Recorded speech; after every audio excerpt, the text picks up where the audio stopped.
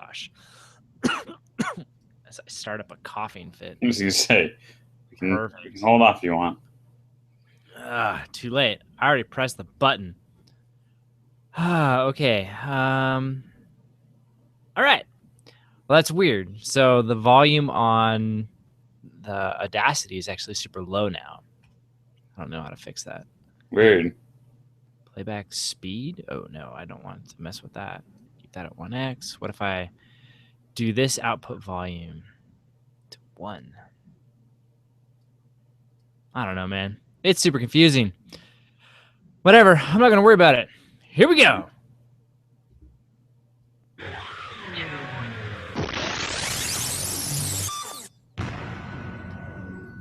You are listening to the Furlo Bros Tech Podcast, episode 220.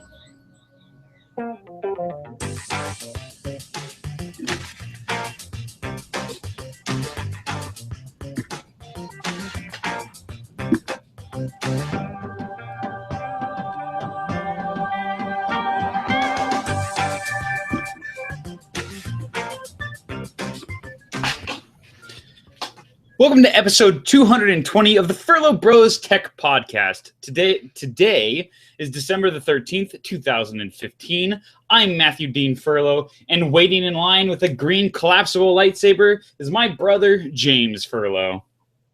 You know, the saddest part about that, I don't have tickets. I have no plans right now to go watch it. I mean, let me make this clear. I want to see it. I'm excited to see the movie. I just don't have plans yet. I am going to a wedding on Saturday, so I have plans for that. And somewhere in there, we will find someone to watch our kid, but I don't have plans right now. So let me ask this. Let me clarify.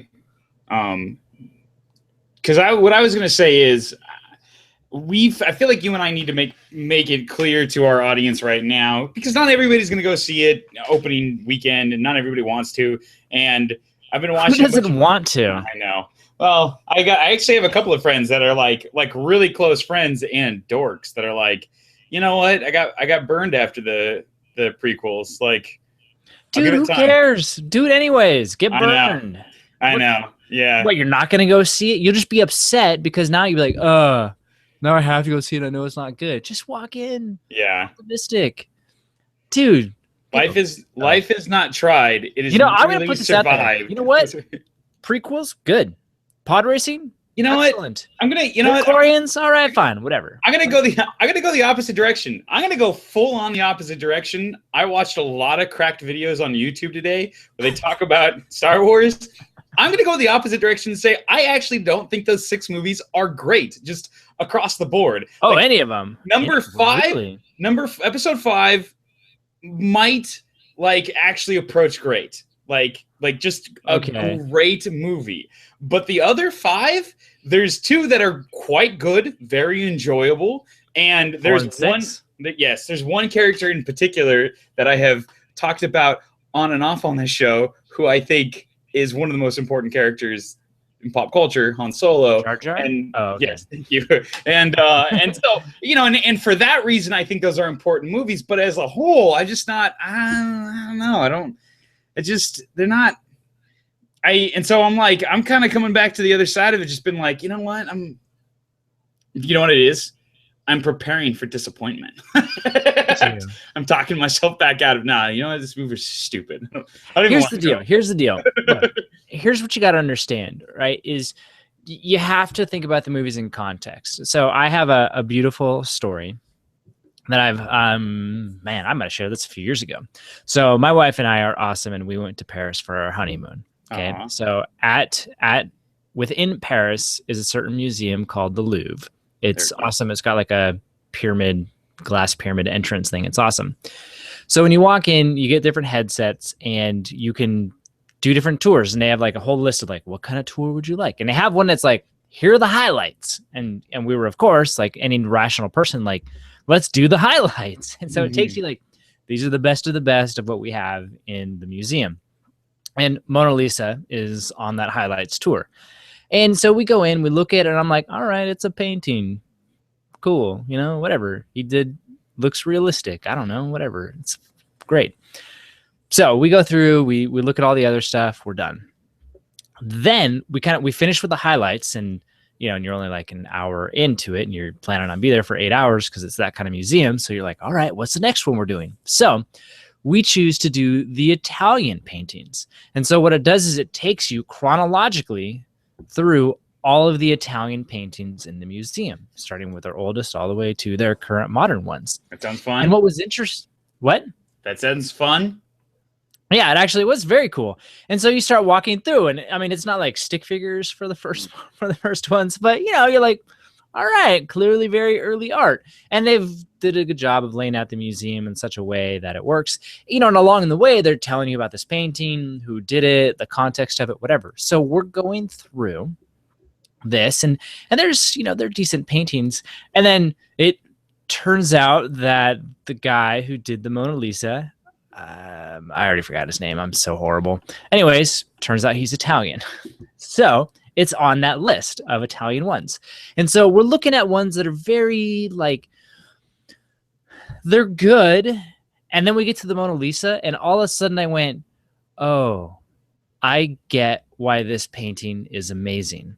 It was head and shoulders better than anything else we had seen up until that point. I mean, it wasn't like it's good. It was a step function realism, amazing, and then it went on, and you were like, they didn't get back to that level for a really, really long time. Okay, so big setup, right? Okay, but you have to take Star Wars in that same context to say, at the time when Star Wars came out, the things that they did visually and the storytelling styles that they did had never been done before. He was literally breaking ground from a visual standpoint. I mean, we're talking like 2001 Space Odyssey, right?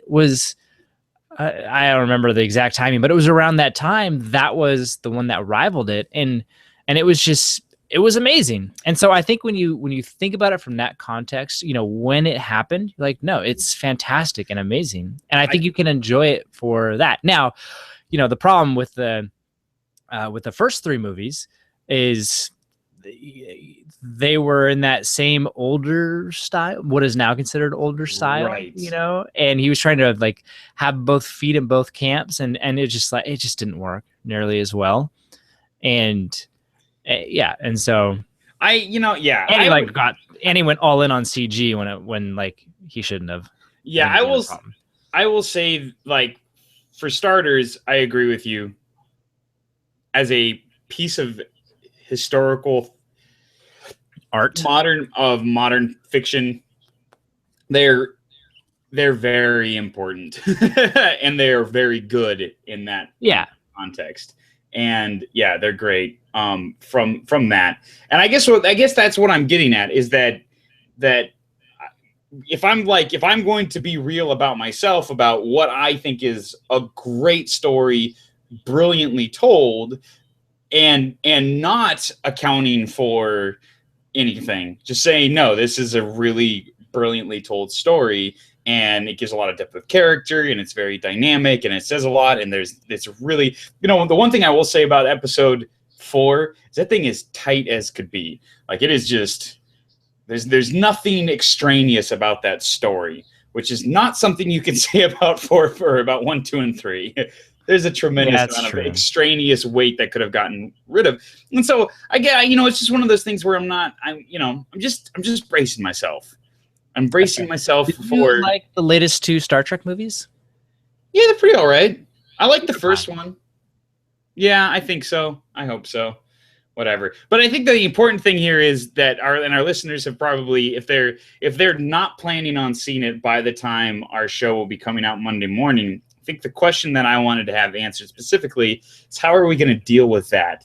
As I feel like we are not going to be able to stop ourselves from having this same conversation 1 week from now, but with a lot more spoilers. It depends. It depends on me, right? I guess. If I can figure out a way to go see it, our listeners are in trouble, and we'll just have to tell them to fast forward half an hour. Okay, so this is my thought. What I'm going to say is, and hear me out if this is doable or not. I say the title of next week's episode is just the minute mark you need to skip to. If you want to skip all Star Wars stuff, like we're going to open up the gate, we're going to do the normal intro thing, and right when I get to, but with it, we're not here to talk about Star Wars this week. When I say that, that's when we'll mark that as the title of the. Well, I'll if that happens too, I can splice in something of me saying, "Hey, P.S. just so you know, we cannot help ourselves like normal, and therefore here's the minute you need to go to." I can enter that into the log as well. Okay, that's fair enough. But I feel bad. Assuming I haven't seen it. If I cannot figure out how to get us to see the movie, then no worries, because I'm not going to want you to talk about it. I might have to quit the show, James. Sorry. All right, I love it. But so are you okay? So even though you're like girding yourself up, it still sounds like you're excited about it. Yeah, definitely. I'm excited to be. You're doing what? IMAX 3D? Is that where you're at? Or what? Come on. I don't know. Who am I? Come on, James. How much are those? Is that like $30 a ticket? What are those running at $18.50 nowadays? $18.50. If you buy them, dude. Except okay, so the theater that we're going to is sold out, but nobody's buying. Nobody's selling tickets on StubHub. But if you're trying to get tickets like at the Metrodon in San Francisco for 7 p.m. the first showing on the West Coast, 3D IMAX in San Francisco. So it's going to be lines and people and news and stuff. Tickets on StubHub, the cheapest you can get them is currently $155 a ticket. That's wow. Yep. Wow. And you can't see, I mean, if you don't have your tickets, if you wanted to do the 3D IMAX thing, the full experience, you cannot do that in the Valley anymore. Or like every theater is sold out. It's craziness. Yeah. So, and I'm guessing just to make sure it's like first come, first seat, right? So you still got to get there like 6 hours early to make it work, to actually not be on the fringe craning your neck. Yeah. It's the first time that I've been excited about the fact that I'm only half employed. That's fair. Say, my boss is going to schedule me to work on Thursday, and I'm just going to be like, oh my god. No, sorry. Yeah. Friday. I have a cold. I have a cold. Yeah. No, we actually. Or you just wave your hand. I will not work on Thursday. This is not the day that you need me. Yeah. This is not the day that I need you. How about Friday? Yeah. It's funny. My cohort, because there's 6 of us that are going. One is in school, and so it's available all day. One one works for a hotel, so it's a very flexible schedule, works weekends and stuff. So he has Thursday off. One is currently looking for a job. Another, we're gonna we can actually get there Wednesday nights. I refuse to do that because I don't care how bad my seats are, but we'll probably get there embarrassingly early on Thursday. And the whole time I'll be thinking that's awesome. I wish I could join you. I really do. I know. I'm pretty excited. Responsibilities. Kids. So, yeah. You know what? Well, you know what, James? We're not here to talk about Leonardo da Vinci or Star Wars. There you go. Was that who did it? Yes. I was going to give you some time to see if you could come up with. I wasn't even trying to. All right. I really thought you were going to say Leonardo DiCaprio, and I was like, he's not in Star Wars, is he? No. I missed something. I mean, that's funny. I really hope that Matt Damon's just in the middle of it, and no one said anything, just like Interstellar. Wait, where did he come from? It would be wonderful. I still think the funniest moment of that entire movie experience going to Interstellar was walking out of the theater with our cousin Timmy. Like, that was a really good movie. Like, yeah, and we're talking about it, and all of a sudden, can't remember which one of us said it. It's probably him. He goes, "Remember Matt Damon was in that movie?" Just but yes. Anyways, this week, like every week, we are here to be talking about the technology that's going on in this world that isn't a long time ago or in the future, but rather what's going on right now and the continuing corporate opera. Thank you.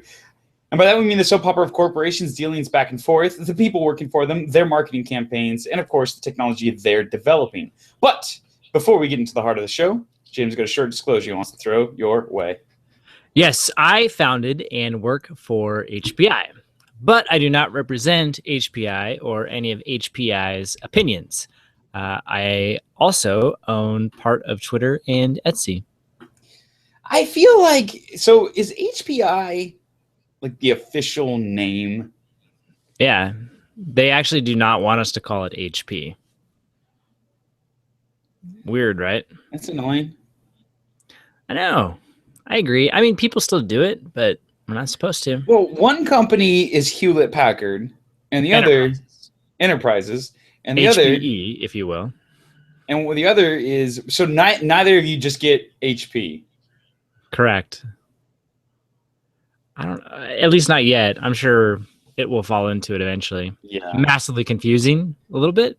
So James works for the hardware side of HP. I'll help you out. I'm not legally obliged to. Hardware and ink. Okay, there we go. My disclosure is I own some really pathetic stock. I own like one share of Facebook and Microsoft, and just disappointing stuff. Really bummer. On Facebook today. Yeah, we are. I'm excited. Kind of. So remember that disclosure. I will. Actually, yes. I will. Okay. Let me. So I loved this. So I actually got to go to trying to think of what I can say and can't say. Say everything. Okay. Fair enough. So I went to a Christmas party last night, and you can say that. Yes, and it happened to be in the city, but with it was a startup guy who was throwing the party, and so he invited a bunch of just tech people from all over.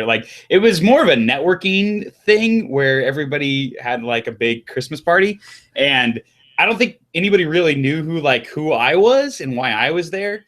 And so I kind of interviewed everybody without telling them I was interviewing them. So we're going to talk about Facebook, and I'm excited for it because I got to meet one of the product managers who happens to product manage newsfeed. And yeah. So anyways, that'll come up later. But excellent. Okay, as a disclosure, you're allowed to know that kind of stuff. So exactly. And as a disclosure, I probably disclosed too much. Doesn't matter. Whatever. Anyways, if you want to follow us throughout the week, and we put stuff on Facebook, and I hope nobody important listens to us. I hope so. Yeah, we can say. Really I will admit it when we get in trouble. That's what I'm saying. We need to keep it until that happens. You know what? That's a good point. We'll own up to it. Yeah, we went too far. Sorry. I told you, I had a strategy manager or professor, and he was talking about, he's like, monopolies are great. If someone says that you're a monopoly, he's like, that's like saying you won. It's like you want someone to claim that you're a monopoly, because it's saying you are so dominant that no one else literally can compete against you. You are the de facto choice. It's like, that's an amazing accomplishment. Congratulations. He's like, that's what I want. Don't worry about avoiding that. Just worry about it when you get there. Yeah, exactly. So that's how I feel about with this, Let's not avoid getting in trouble. Let's do what we got to do, and if we get in trouble, so be it. Or let's at least get in trouble for the right reasons. Let's put it that way. Right. I like it. So, yeah, anyways, if you want to follow us throughout the week, I'm on Instagram, a Facebook property, which is next Wiggin 4, NEXTWIGGIN, and the number 4, as in Ender Wiggins' younger brother. That's what I was going for. And then if you want me, follow me on the Twitter. I'm at Matthew D. Furlo. Let's see here. I am James Furlo. You can find that on LinkedIn or .com.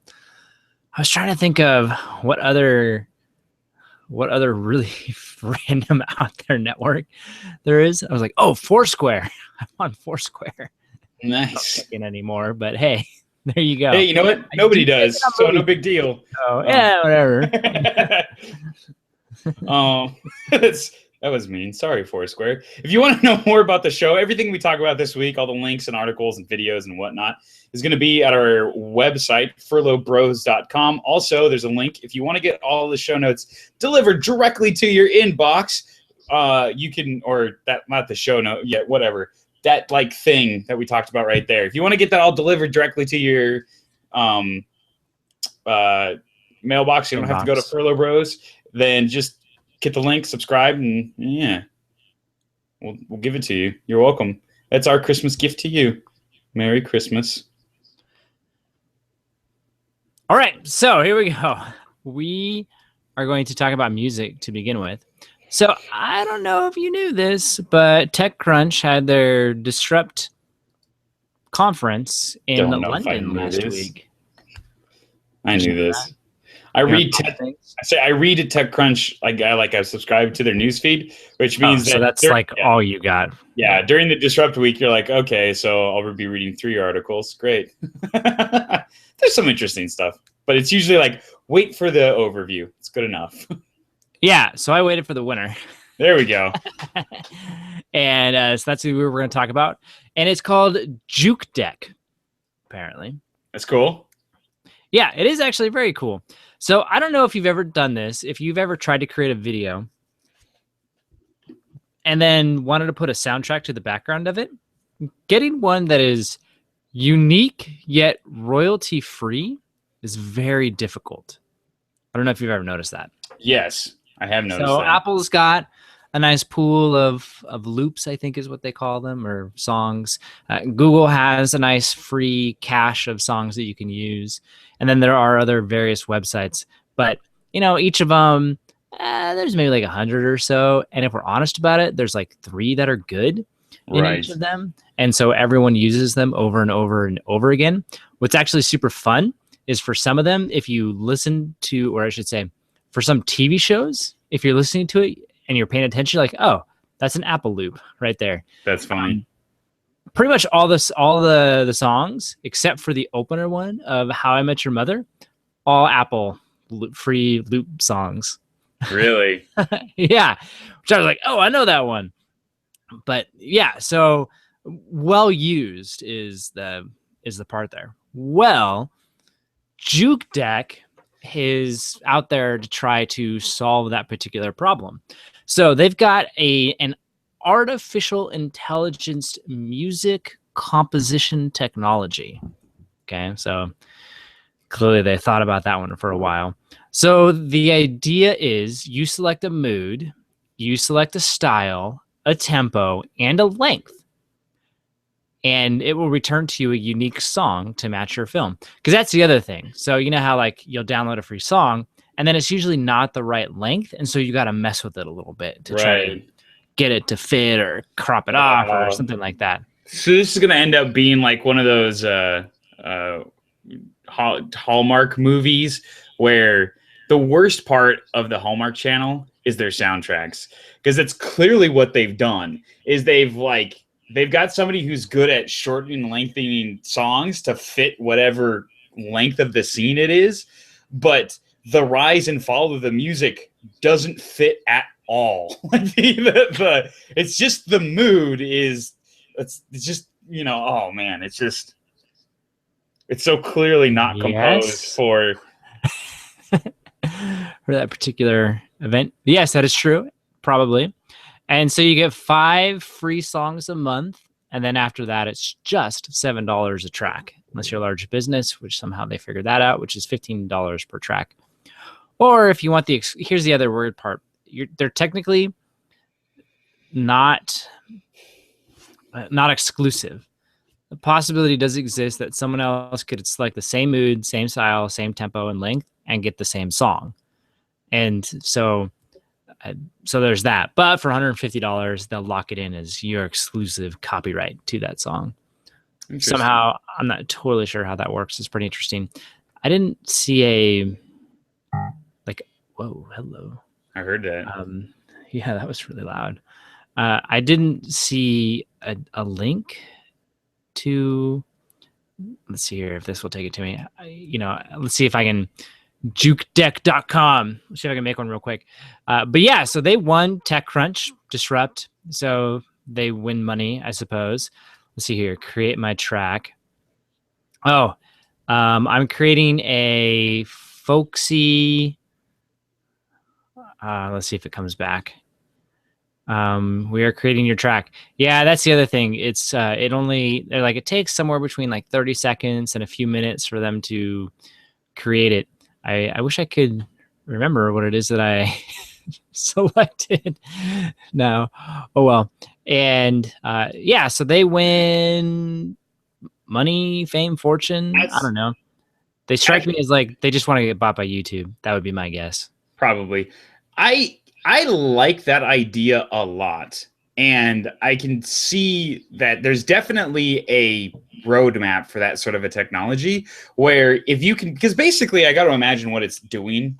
My guess would be that they have a length of music that is X amount long, right? Because the whole goal is to have the music come in and not just like jerk in and then fade out appropriately. And so they'll probably write a song that's, you know, X amount long, and it has a certain mood throughout the song. It's just let's say it's a 30-minute piece.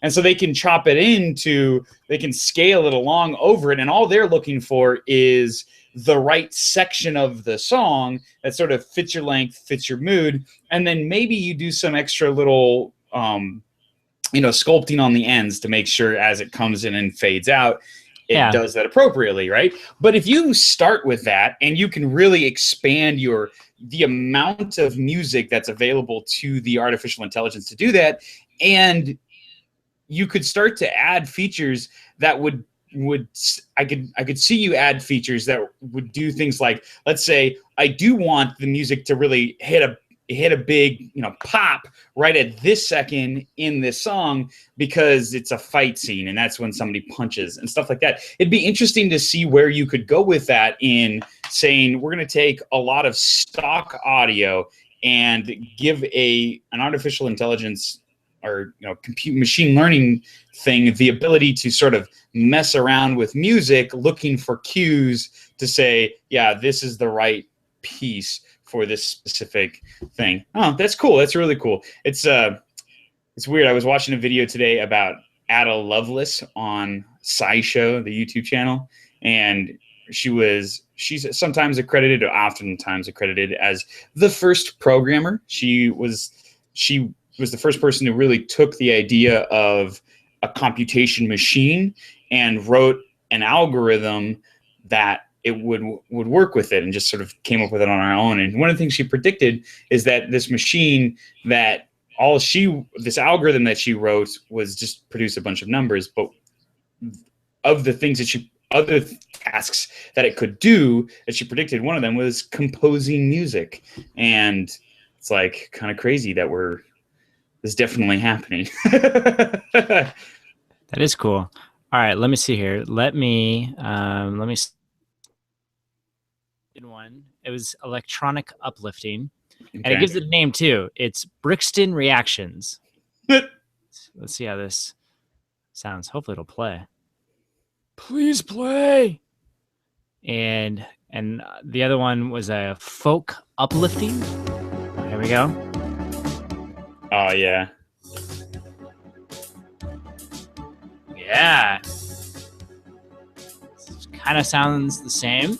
Hopefully this is just the intro, and then it will change, maybe. Here we go. A little faster beat, tempo. I like it. I can get behind this. And then we have, let's see here, Scandalous Expansion. This one's more of a folk, but also uplifting. I don't know what the beats is on it.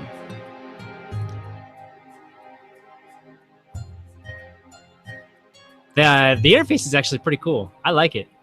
Interesting. It's very slick, and I kind of think it's cool. I think when I do more video stuff, I'll definitely be using this I'll try it out. Add background. I like it. It also comes up with covers for your songs. Really? And then it has an option right now to make it Christmassy. So Awesome. So let's see here. If I How many movies? How many songs can you do?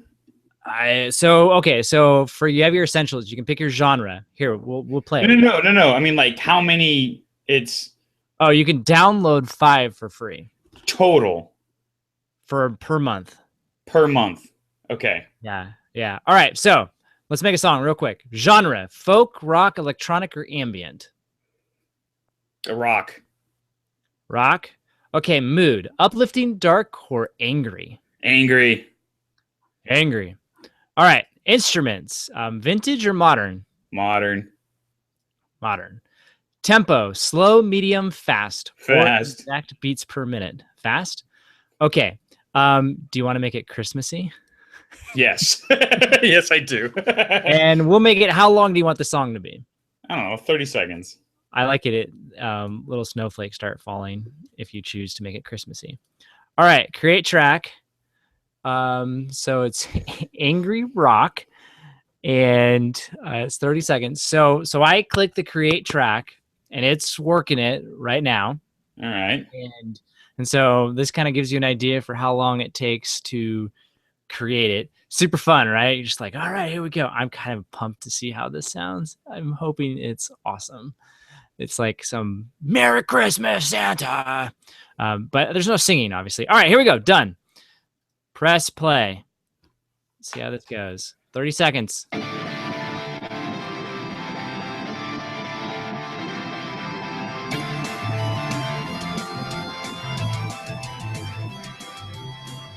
It's kind of got a Trans-Siberian Orchestra feel going on. I don't hear the Christmas in there, but maybe it's there. Maybe kind of.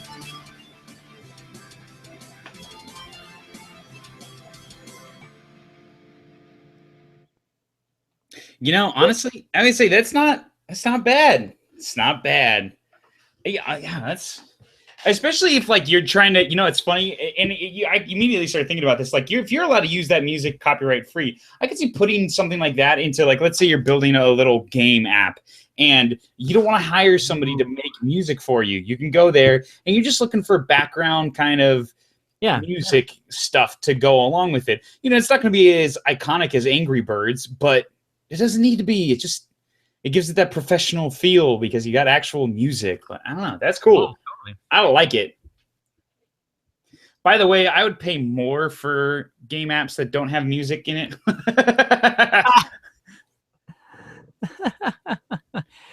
Yeah, so pretty cool. So these guys win. Let's see here. Does it say how much they win? No, they just, well, it probably does, but I'm not willing to read it.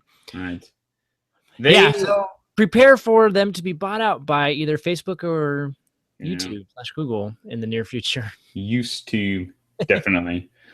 It's awesome. Very cool. So speaking of investing in things, so a couple of weeks ago, we talked about a Kickstarter project for these little drones where they raised 3.6 million buckaroos to build drones and send them to.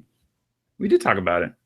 Oh, okay. And well, basically what happened was this drone, the Zano drone. Podcast. Yeah, go ahead. There we go. Yeah, they were excited about it. They were supposed to ship around 15,363 units, and they ended up delivering about 600 before saying, "Hey, so it didn't work out." And of the 600 that got delivered, people were like, "Yeah, these are awful. They don't work at all." They're these little Ponzi scheme, or something. But they're these little palm-sized drones was the whole idea, and they promised a lot and did not deliver it at all. And that's the risk, right?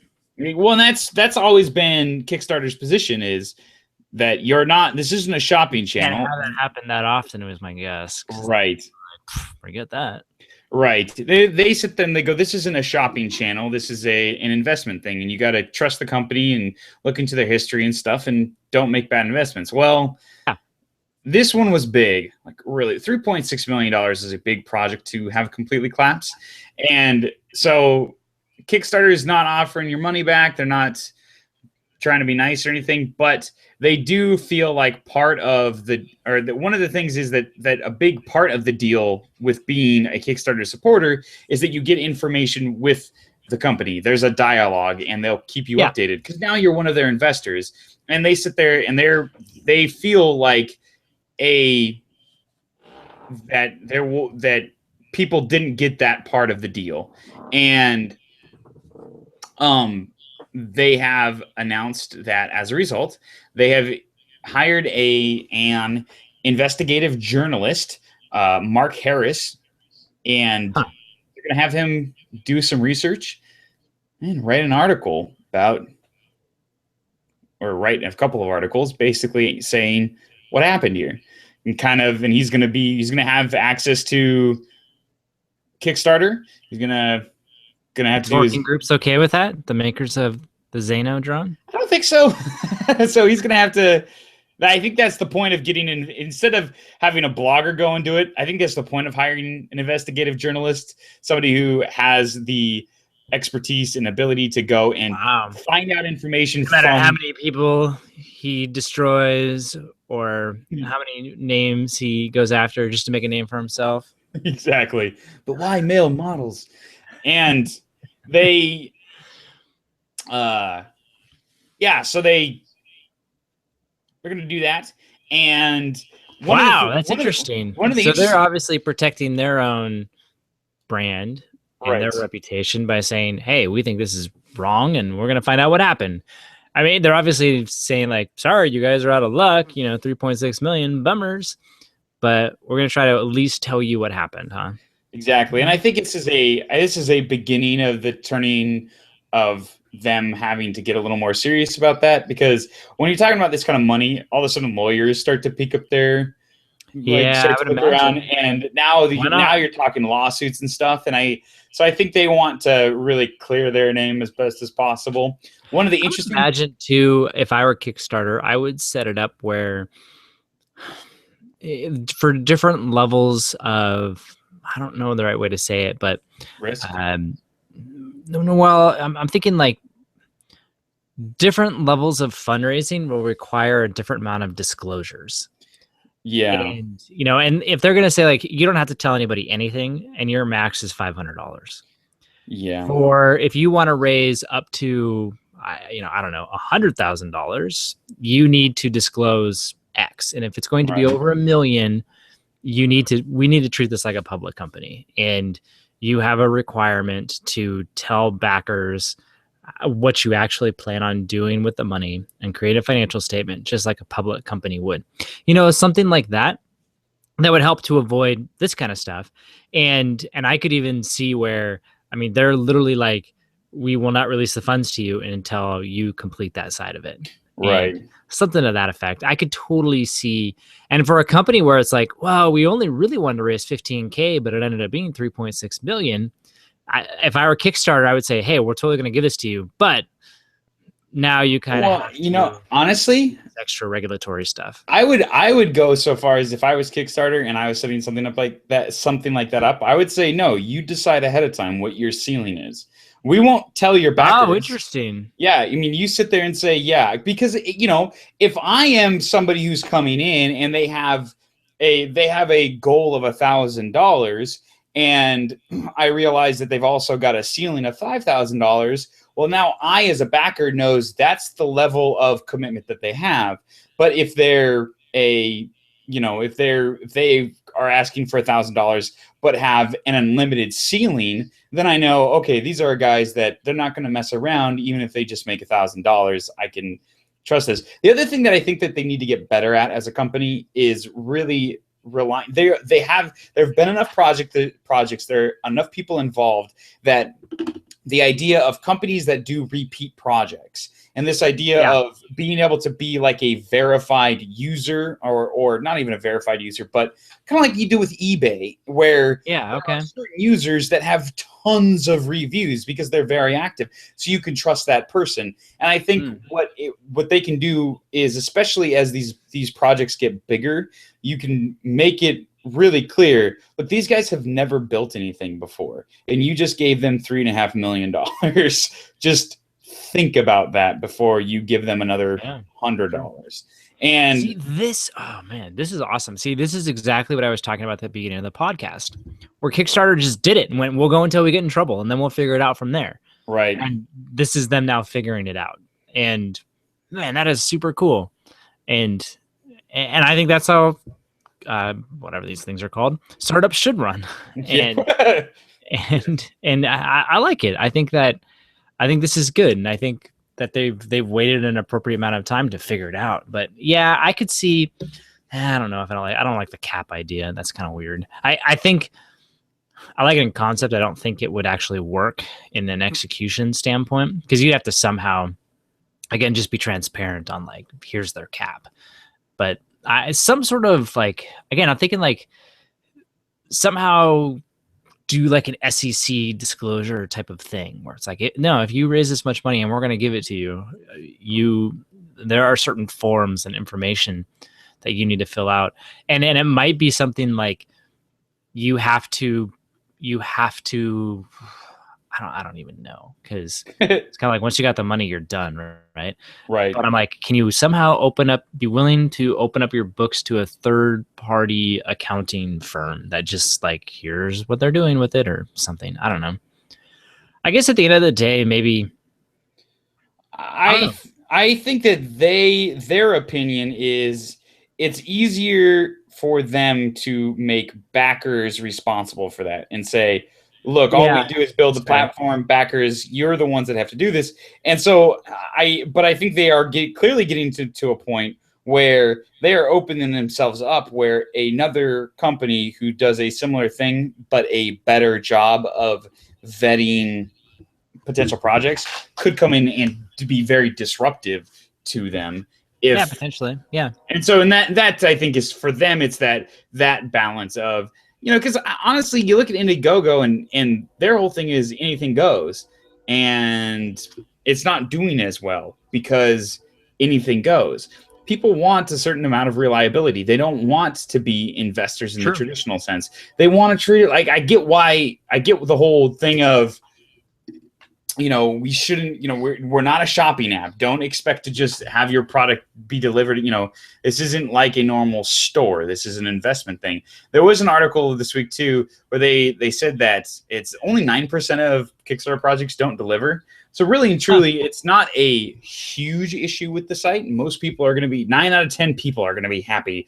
But at the same time, with these really giant projects like that, you got to be, I can understand why they want to do something a little bit extra, especially because at least they made $350,000 off of it. Yeah, that's true. And I think about like, if the company's not saying anything too, they got to be like, come on, there's an understanding here that you're going to say something, and therefore we're going to go get it from you. Yeah. So I guess that's an interesting solution. We'll see if it works. Yeah. It's funny. There's some companies where, they do something, and on the onset you're like, is that how that's gonna work? I don't see what they're seeing or the logic behind doing it that way. And then you get like 6 months down the line, and you're like, oh, that was brilliant on their part. Yeah. They were looking past the problem and solving the bigger issue here, and therefore the solution they came up with at first didn't seem that logical, but I guess that works. But then you get other ones, and this is what Kickstarter feels like, where you're just like, I don't know if they've fully thought it through, but they're gonna try something, and we'll see if it works. And go from there. I think it's a first step. It's not a great. You see, that's the problem. It's a great first step for dealing with the problem retroactively, but they're not announcing any policy changes to stop it from the future, and that's. Because it's worth an awful lot of money for them to let these giant projects keep going. And so they don't want to stop giant projects from happening, especially once they go viral and take off. That's like the last thing they want to do. They don't want to temper that at all. But at the same time, they want to. They don't want people to get scared. I was going to say, they have to do their research, right? And this is where like they would have access to information that I don't, where if they made it more secure, would more stuff go viral? because people would be like, oh, I'm pretty sure it's going to happen, so therefore I'm going to fund it. You know, Right. the second you have that doubt of like, oh man, I've invested in 9 of these so far and they've all worked out. This 10th one, I don't know. Is, you know, 1 in 10 fail. Maybe I'll think about it. You know, then they're going to slow down their growth some. But if they can get it to where it's like, man, only 1 or 2% fail, and honestly, it was obvious, Yeah. somehow, and I mean, maybe that's what they're doing, right? They're looking very intently at the ones that don't deliver and trying to ask themselves, what's the common thread and how can we stop that? Right. And that's probably what they're doing, and it just doesn't feel like it because they don't have a ready answer because they're not. I don't know. There's some founders where they just have that intuitive sense. You know, Zuckerberg strikes me as that guy where like he sees a problem and he goes, here's what we're gonna do. Right. And at first you're like, what? That doesn't make any sense. And then you let it go for a little while and you're like, oh, that was brilliant. I didn't see that. And or they let something go, or I don't know. There's something they do that's counterintuitive. And this one just kind of gets me as they felt like they needed to do something, so they're doing it. And clearly this isn't the long-term solution. It's definitely not scalable and doesn't actually solve the core problem here. Right. But I guess they're doing something. The one detail that I didn't mention that I don't know if it'll change your opinion at all, but I think it's somewhat salient. I'm pretty set at this. There we go. Is they paid Mark up front, and he doesn't have any former relationship with them. The intention there being that he's a well-known journalist, so he's not going to take their money and run. But his payment is not contingent on being nice to Kickstarter. He's already paid. So they seem to really be asking the question, we want an honest answer. Now, they probably think that's fine because they're as blameless as they need to be. But at the same time, and if he comes back with something and say, Kickstarter should have seen what was going on here and realized that this didn't meet even their criteria. That would be interesting to see. But we'll probably bring that to you when it gets published, unless it's really boring, in which case go find it yourself. Don't worry about it. But that's fair. That's fair. We're cruising. I don't know what to do with this. Okay, so there were a couple announcements of other failed projects this week. So let's see. I think technically Dropbox announced the shutdown of Mailbox and Carousel first. Yeah. And then Facebook announced that they were closing up. Let's see. It was Slingshot and Rooms and Riff, correct? Correct. But more importantly, they were shutting down the creative labs. Yeah. In general. They're not even doing that anymore. But Paper's still around, from what I can understand, which I think is interesting. I don't know why. I mean, I'm happy. Don't get me wrong, because it's way better than the main app. I found out. So last night I was at this party and talking to this guy, and like, oh, what would you? I work for Facebook. Cool. What do you do there? Oh, I'm a product manager. I was like, oh, what product is up? Newsfeed. I was like, really? Okay. All right. Don't get rid of Paper, please. Like I just said, that was the length of the conversation. And he immediately was like, well, you be totally honest. Like I don't like that's my boss's. My bosses, they're the ones who make that sort of a decision. I don't get any say in what we do with Paper. I was like, you don't understand. Like that's my go. That is the only way I use Facebook. Like I don't use the Big Blue app anymore. I use Paper, and he was like, well, okay, all right. So I'll tell you this. As far as I know, we're keeping it. And I was like, okay, that seems good. I was like, so are you going to replace the whole functionality where I can like break stories out of my news feed into like their own separate news feeds before you get rid of it? Or what are we going to do here? Like, help me out. Don't ruin my day. Because I've actually kind of fallen in love with it a little bit. And he did the good employee who doesn't want to get in trouble thing of, I think we'll have an answer for you. Don't worry about it too much. We're working on it, but I think we'll have something you like, which I was like, that doesn't help me really, because I hope so. I remember when Google told me, don't worry about the fact that we're getting rid of Newsreader. We're giving you something better, something that does more, called Google Plus. And turned out to not be true. So so a couple things here. So first we'll give some more details. So Dropbox bought Mailbox. Remember they had I was like super pumped about Mailbox, and they were the ones who started the whole swiping thing back and forth. You could quickly go through your inbox, then you could also delay stuff if you wanted to or not. Super awesome. Loved it. Got bought by Mailbox. I had no idea why, and almost right away stopped using it because I was a little like, we'll see about this. That and pretty much all the other apps out there kind of caught on to the whole, swiping mail is a great idea. And so it lost its specialness in that regards. The other one, Carousel, was their photos app thingy mabobber. Yeah. Which I guess was cool. I never used it. Sounds like I wasn't the only one. You're right. I don't even know what it was. Like, I don't, so the idea was, the Carousel, if you remember, like an old school slideshow that had the pictures in it, and that round thing that hold the pictures was a carousel. Right. That's the name of it. So that's what it was referencing. And so it was a way of viewing your photos in a fun, lively way. And that's basically how they did it's like exactly the same thing that Apple did with the album covers, right? Just. Well, a little bit different than that. But the other idea was that it was a cloud-based photo thing that would store all your photos in the cloud, which at the time, neither Apple or Google had good options for that. Since then, both have come out with pretty compelling options for it that do what Carousel did and more at better prices. So, kind of one of those where it was like Dropbox got these two apps that were genuinely ahead of their time and did not stay ahead of their time.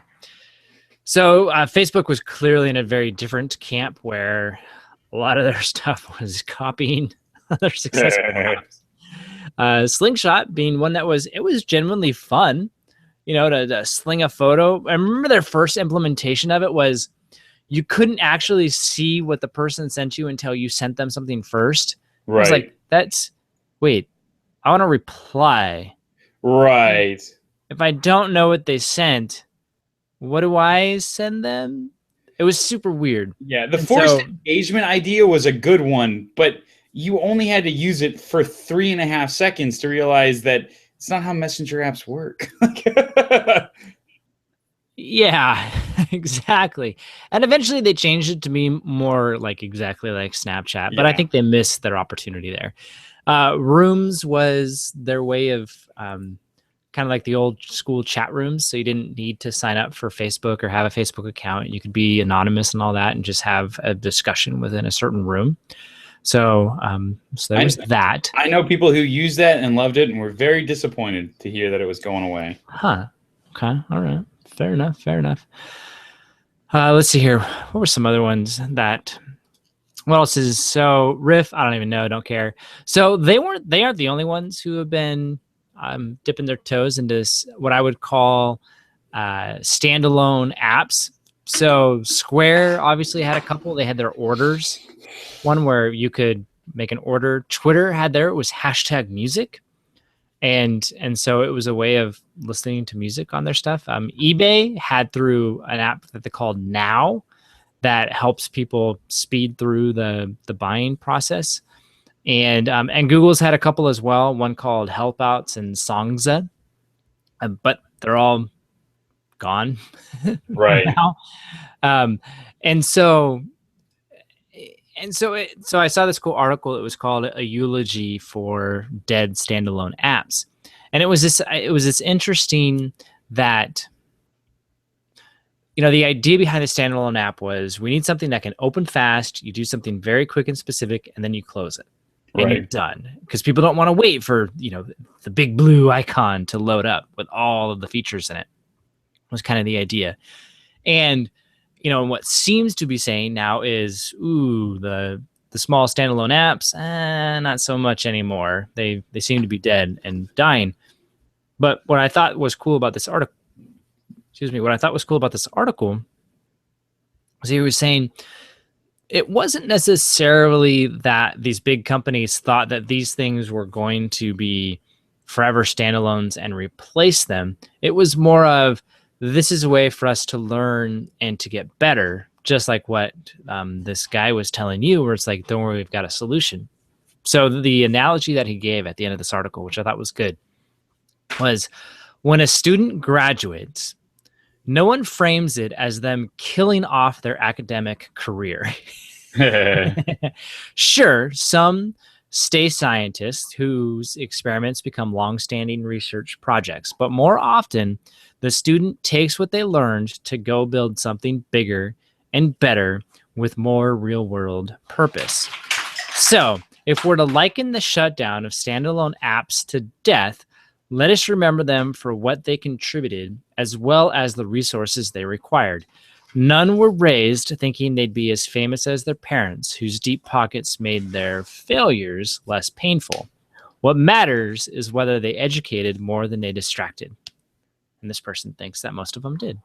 And I would say this: I think that the answer to, I think one of the interesting parts about what's going on at Facebook with the ending of these apps is not only is that, yes, in general, that was the whole purpose, because even Facebook, when they first launched Creative Labs and they came out with, I think Slingshot was the first, the whole concept. Whatever. They had Ping beforehand, and then they were like, oh, we have this thing called Creative Labs. Right. But what they were pitching it as is there would be like three layers of apps, right? There'd be, and I can't remember exactly, but the basic idea was you'd have these experiments at the very low end, and then you'd have Facebook Messenger and Instagram at the established end, and then you'd have these mid-tier things like Paper, where clearly they have an established user base, but they're not transcending to the level of either replacing or equaling the bigger apps. And then you have to make a really tough decision with that one. How do we incorporate those features that people love into the standard apps and get rid of the garbage that makes it a distraction? And then these smaller apps would just be distractions. Just let them be distracting. Just go around, do whatever you want, and just throw them out there and pop 100 apps a week and just go for it and experiment. See if anything gets that sort of that natural virality and goes off and grows and becomes a big thing on its own. And what's interesting is, to me, is that Facebook didn't just decide to say we're spring cleaning all of these apps because we've learned what we wanted to them, but they're just the entire organization. They're saying, no, you guys didn't do that. And my suspicion is that has to do with the fact that it's hard to act like a startup in a multi-billion-dollar multinational corporation. And as much as Facebook likes to move fast and break stuff, it's hard to really do that. And they weren't, the Creative Labs was this place where they sat there and said, no, seriously, move fast, move as fast as you can, break anything you want. Like, we don't care. And that organization didn't do that. They were trying to build the next Instagram. They were trying to catch away. And like you said, I think the very fact that what you said is none of their experiments felt like experiments. All of their experiments felt like, hey, us too. We can build, we can build a Snapchat app that doesn't infringe on any of their patents too. So there you go. Here it is. And that's what everything felt like. And I think that's why Creative Labs is going away. I don't think they want to end that sort of experimentation though. And so to me, that's the interesting question for Facebook. What comes next? Because Google, that's the whole point of Alphabet, right? It's let those things, people come up with an idea. If it starts to take off and it doesn't fit into the bigger Google family, they'll spin it off into a different corporation and let it be its own thing. You know, they're creating these frameworks for doing exactly what we're talking about. And Apple, who knows how they work? They're so confusing. Twitter and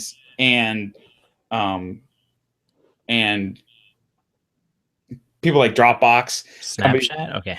Yeah, Snapchat too. You know, Snapchat hasn't done any of these standalone app type experiments, but they do little experiments within their goofy little app, and they, I love you, man.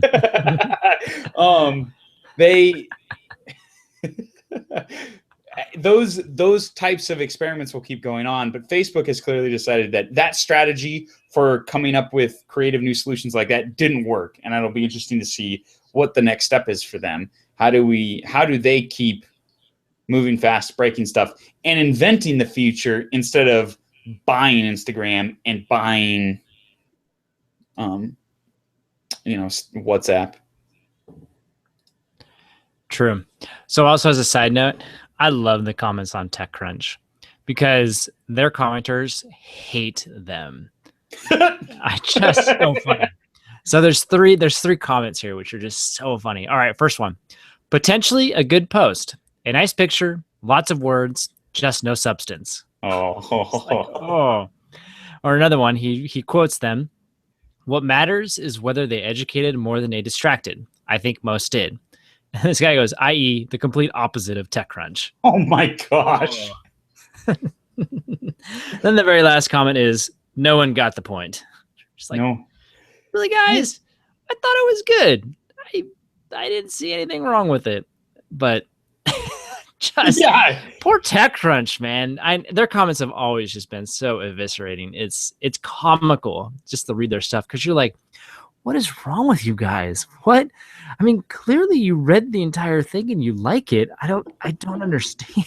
There was so like I said, I got onto a YouTube watching binge. My power went out today, so I spent, the only thing I had to me was my phone and unlimited LTE. So I watched YouTube videos. I gotta tell you about that. Okay. Yeah. And Cracked, they had at the end of every one of their little videos, they have somebody like make their little plea. Hey, can you follow us, make a comment, whatever. And one of them, they had the guy who's actually like in charge of the YouTube channel and posting everything and making sure it all goes. And he's like, yeah, so I'm in charge of the, I work here at Cracked. I'm in charge of the YouTube channel. And so that means that I read all of your comments. And I just want to let you know, I hate all of you. And if you don't subscribe, that's fine. You're awful. That's okay. Good job, Cracked. You know what? Nailed it. I like Cracked. Never appropriate, but always good. Yes. Super funny. So I had an interesting thing. So I updated my phone to iOS 9.2 or whatever number they're up to now. Did you have to go? Yeah. Once again, battery started dying super fast. I'd make it to about half the day and it was done. I was just like, what the heck is going on? Well, this time I figured it out. And now my battery's at 87%. So I solved the problem, which is excellent.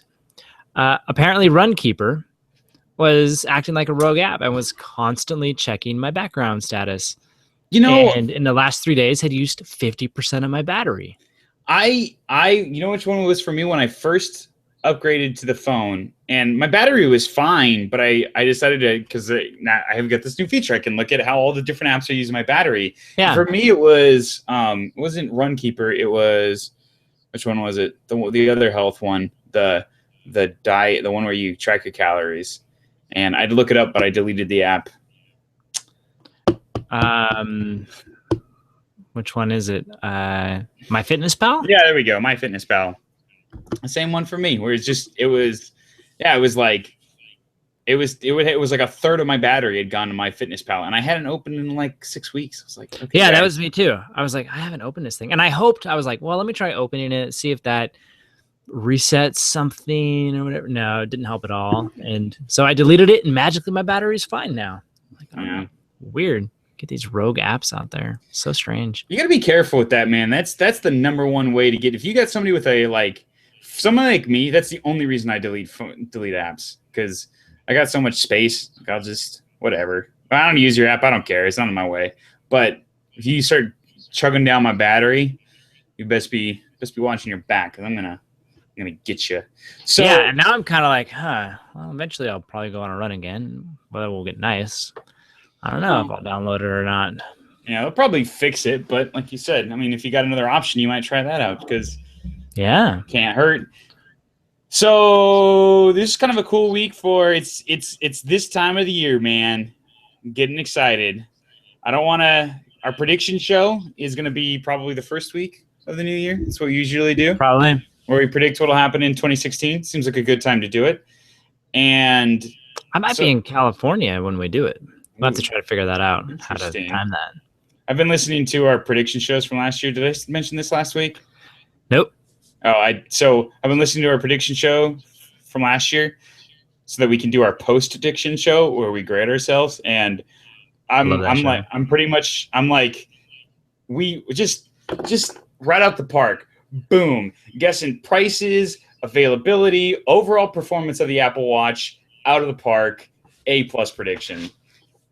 I mean, and so I don't want to say too much about what I'm going to predict about the virtual reality and stuff, but I'm feeling like 2016 is the year of VR, and people are going to be really into it until probably third quarter, like July through August, and then the Christmas holiday is going to come, and everybody's going to be like, "What VR are you going to get?"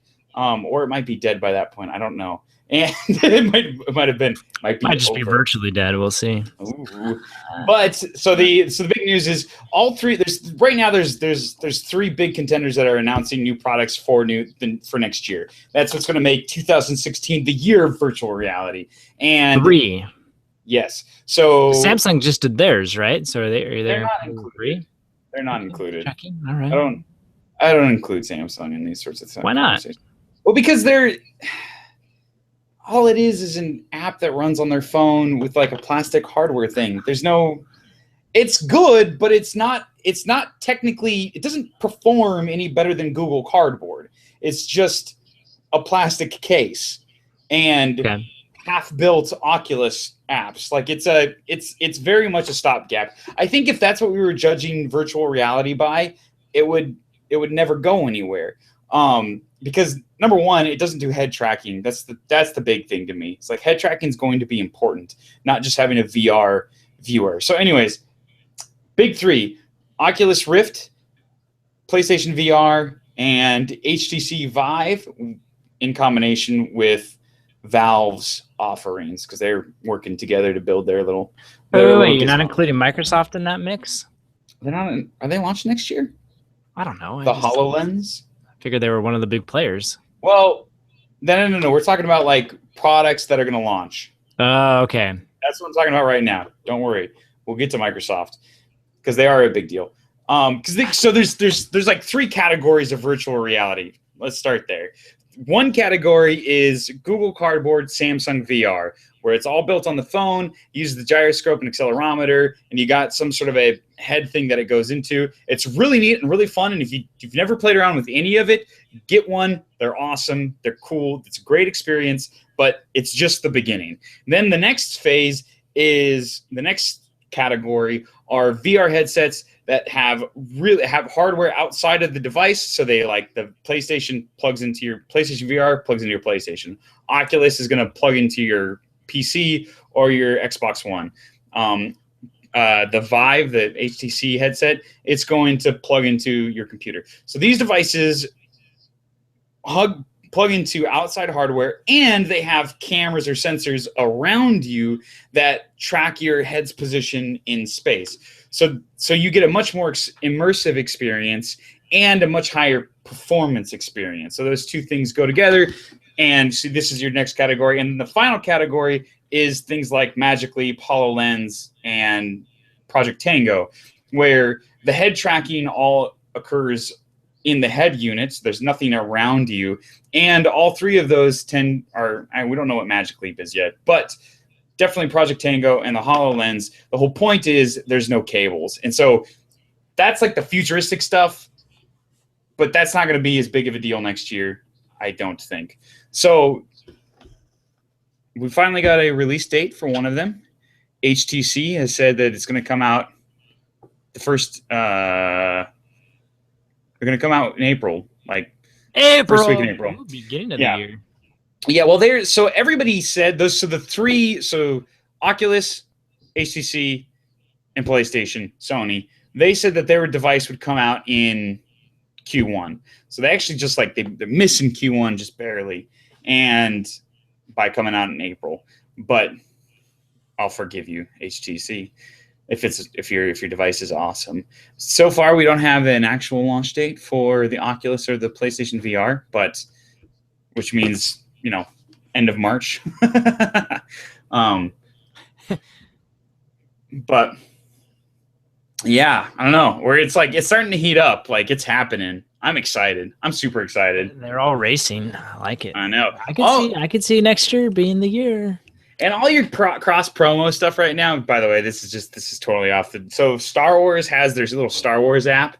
They got me to download it because they have a new thing that works with your with your cardboard, your Google Cardboard. Oh, and you what can is like the app? It's Star Wars. It's just Star Wars. The Star Wars app, yeah. It's like the official Star Wars app. What does it do? Or should you not tell me? But basically all it does is like it gives you like these little probably 15-second VR experiences where you're like Galaxy of Heroes? Is that Tatooine? No, it's the official Star Wars app. Just the main Star Wars Disney app. Yeah, I'm gonna show you the can you see that at all? It's totally I can see enough. It's black with white Star Wars. It just says Star Wars. Silver Star Wars. Yeah, it's really got it. And then you go in and one of those game's pretty cool. One of the icons on it is on your like page when you kind of go into it has the Google Cardboard little thing, and you click on that and then you download stuff, and it's pretty cool. It's pretty fun little virtually real experience. And downloading now. That's awesome. Make it happen. And then what was I going to talk about next? Something cross big. Promotion, but there we go. Didn't mean to talk about Star Wars. You think VR next year? I'm excited about it. So the other two big things, right? So the other two big things about PlayStation or about VR next year. One, Microsoft wants to make your HoloLens app. So obviously they got hardware, but not a ton of them. They're starting to try to figure out how to get developer stuff out there, but software is going to be important. And they've got a team together where basically you can submit an app idea to them for the HoloLens, and they'll build it for you. Wow. It's just and just pretty cool. And it's so. Oh man, what is it? Microsoft, think you have a really good idea for the HoloLens app? Microsoft might just help you build it. Tech Giant has launched a Share Your Idea challenge that asks developers to submit their holographic app concept by January 11th. It'll put the three most viable, that is, both good and realistic ideas, to a vote on Twitter, and we'll build the winner itself. You'll still have to devote some time to the app afterwards if you're successful. You'll sit in for code reviews and QA sections, but it should be much easier than writing augmented reality software from scratch. So just trying to get people all excited about it and come up with cool ideas. I don't know. That one's exciting, and I like it. And you'll be like a game director or something. And I think that should be pretty exciting, just seeing what people come up with. And then the last one is, so Eve Valkyrie. There's a couple of games that are really trying to position themselves as like, we want to be the game that you think of when you think of virtual reality. And Eve Valkyrie, they've been really pushing that for a while. Very excited about it. There's a lot of mind share for Eve Valkyrie.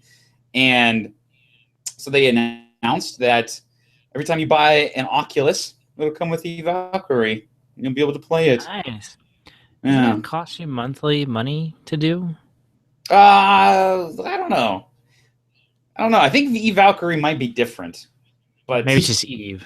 Okay. Eve Online. Yeah, Eve Online does, Eve but Valkyrie I'm is not sure different. what I think Eve Valkyrie is it's the same universe, but the whole idea is that you're a space fighter pilot, Yeah. and yeah, you're in your little thing. So I don't really know. I don't know. All right. But Well, yeah, so it's pretty exciting, man. It's coming. I'm so man. stoked. All right. So you're still hooked on the Sony VR. Yeah, that's my gig. I've That's been the watching horse all you're those videos. backing. Yeah. Okay. So you're not 100-foot going to get an robot golf? Oculus. Do you No. even have a computer that could run it? Got a Mac Mini, which has So an no. integrated graphics card. Yeah, no, not at all. That's fine. That's fine. All right. That's cool. VR, man. Yeah. It's coming to town. I got the Intel HD Graphics 4000, 1536 megabytes. It's quite a little beast of a graphics card. It'll run Pixelmator and Barely. websites at the same time. Yeah, right. No, it's actually it's good for an integrated graphics card, but it's not. Yeah. It's not video game. It'll run most video games at like a medium low setting, but not what we're talking about for My graphics card on my Mac cannot run SimCity, which is highly disappointing. Yes. I can run Minecraft though, so I got that going for me. That's awesome. Yeah. I can play all the StarCrafts. The whole point of me getting the PlayStation was it's all in one, closed system, works well.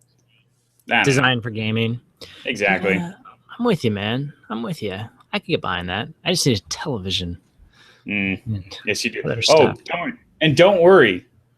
That we'll have to assess your ability to predict your ability to get a TV in our post-dictions show. That prediction was made, and was it? Yes, and I'm not going to let you know if you're bringing down or up the average. We know the results. We know what's happened. Now we'll have to. Yeah. I'll reveal later whether or not your prediction was correct about whether or not Okay, I'm pumped. I kind of like the whole everything and I don't. I get kind of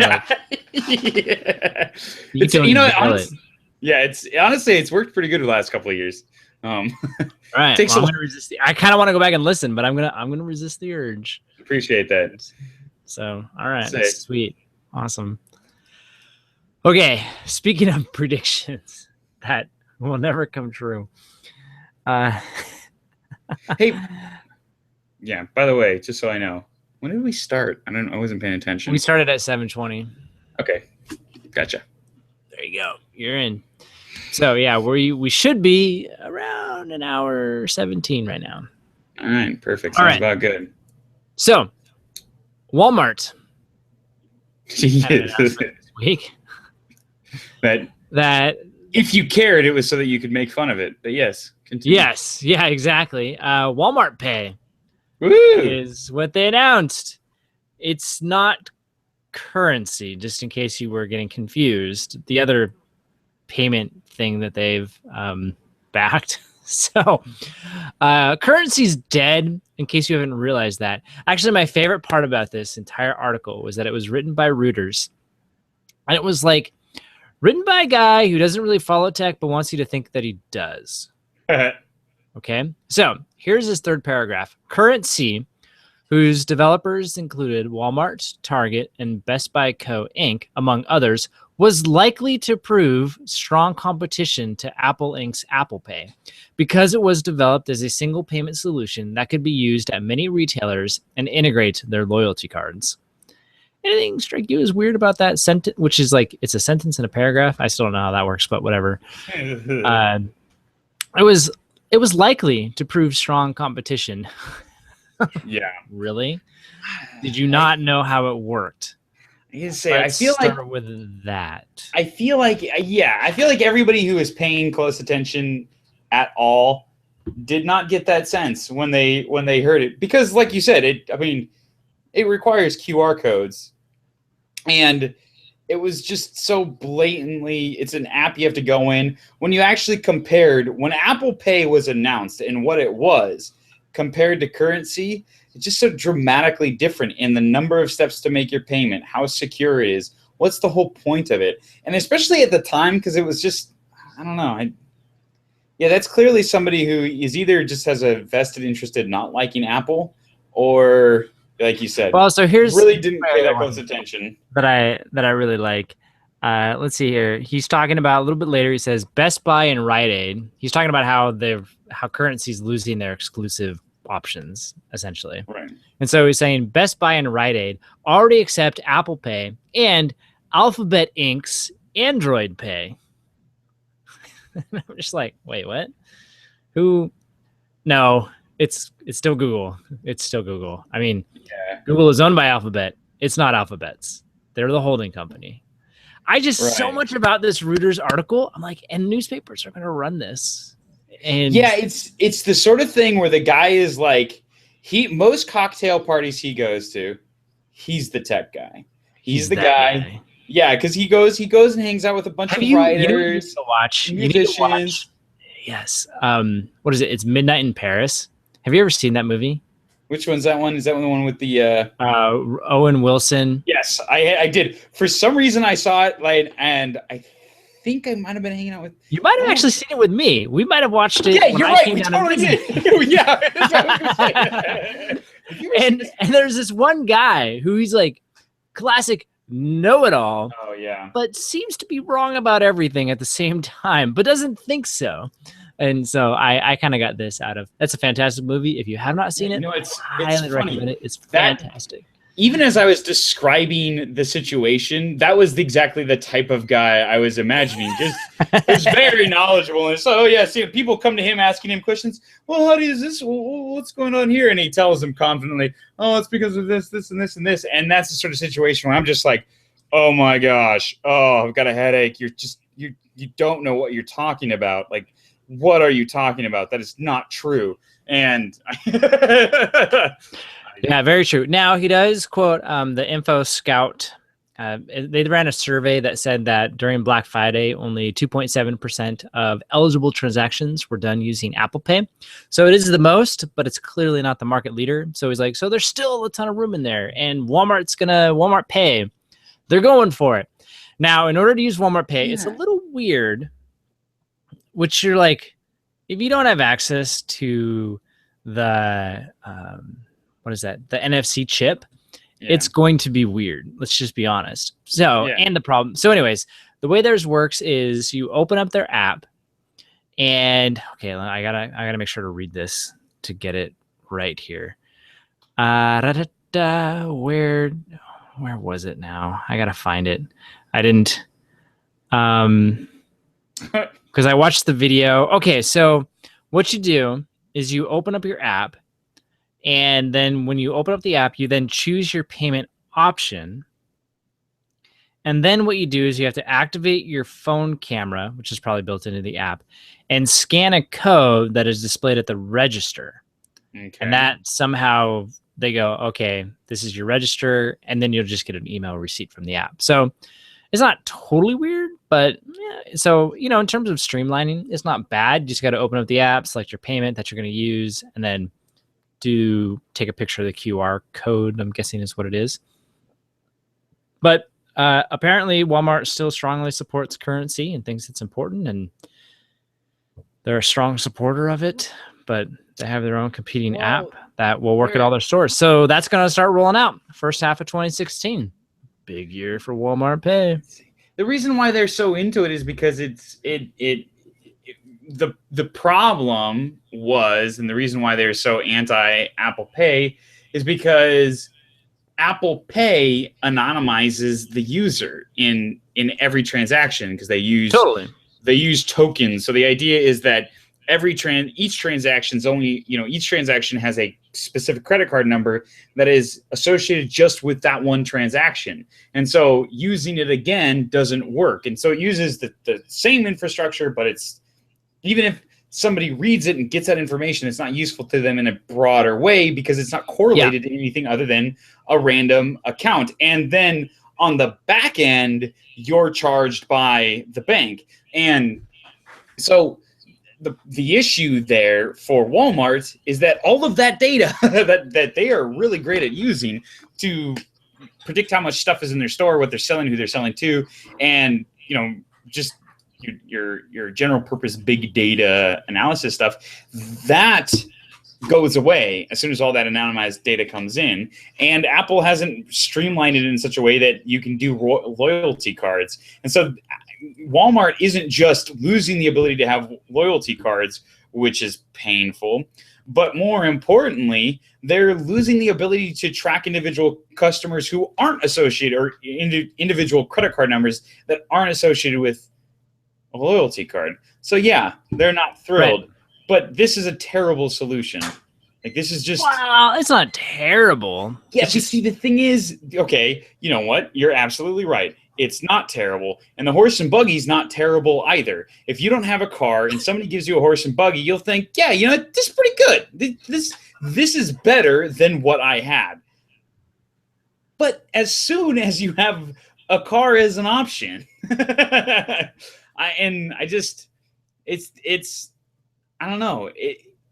I recognize the fact that it's just one or two steps, but we're in a world where the movement of technology is, Apple, their biggest product that they announced this year, the entire intention of it is to make you use your phone less, to engage on the internet less, to have fewer taps, to have fewer gestures, where it's on your wrist and you do one thing and it's very contextually aware. And that's the whole point of Android Wear too, right? These devices, the goal is to get you to use them less. And here we're in a world where it's like, no, you got to learn a new use case and how to use it and how to open it up.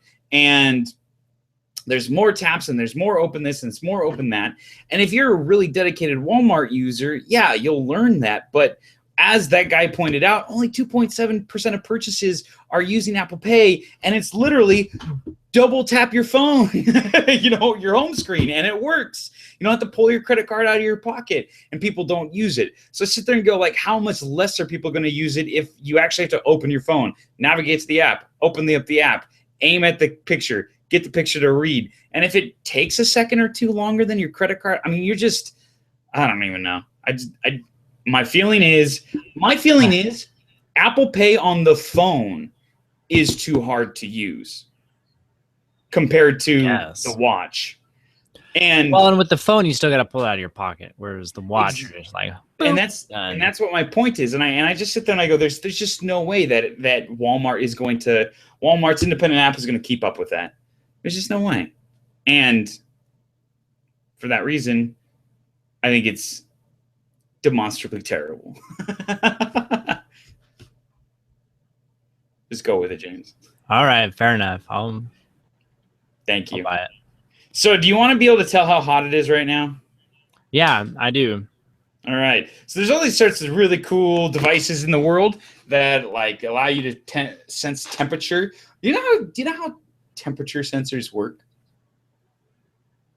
Well, they probably sense a temperature. Yes, but I mean like the actual physics and engineering behind it. Doesn't it have like mercury involved? No. So okay, there's the classic thermostat. And then if you blow it up, he comes back together anyways. It's exactly. You have to melt him or freeze him. No, freezing doesn't work either. No. So the deal is like how like a traditional electronic temperature sensor works, like a digital thermometer, is they use some sort of a metal junction where effectively what you do is you take two dissimilar types of metals and you put them together. And at that point, a voltage will be generated where those two dissimilar metals connect. And that voltage will correlate to the temperature of wherever it is. And that voltage can be either read directly or you can turn it into a current and with some simple electronics and send that information even further. But that's called a thermocouple. And it's kind of the standard go-to for pretty much every way that you sense temperature. But okay, the Internet of Things is pretty cool. And that's kind of like, the idea is you want to be able to put those all over your house and have them talk digitally. So you'd have to have the cold metal junction, the metal junction that is actually generating the voltage and giving you that information. And then you'd have to have something that senses it and then turns it into data and sends it to your Wi-Fi router or your Bluetooth, whatever it's going. And that's going to consume power, right? And so one of the failings of these devices in general is that it'd be great to have like 30 of them around your house so you can model all the temperature in your house and you can see where your temperature is going and whatnot. But they die over time because they need some sort of a power source in order to do all that work. Well, this company, it's not a company. This research lab, thank you. They decided to try to find a solution to the energy problem. And as usual, getting things to be consume less energy means make them quite small. And so this thing is, it's a 2 square millimeter wireless temperature sensor. I mean, it's worth going to our website, clicking on this Engadget article and looking at the size of this thing, because it's pretty small. It's a speck. You'd lose it in a heartbeat, which would be really rough if you were trying to just put it in a sticker or something like that. You're good to go. Well, yeah, but if you ever had to find it again, so you had to put a battery in it, that'd be rough. But the deal is, you're not gonna have to. Boom. It's pretty cool. So the idea is that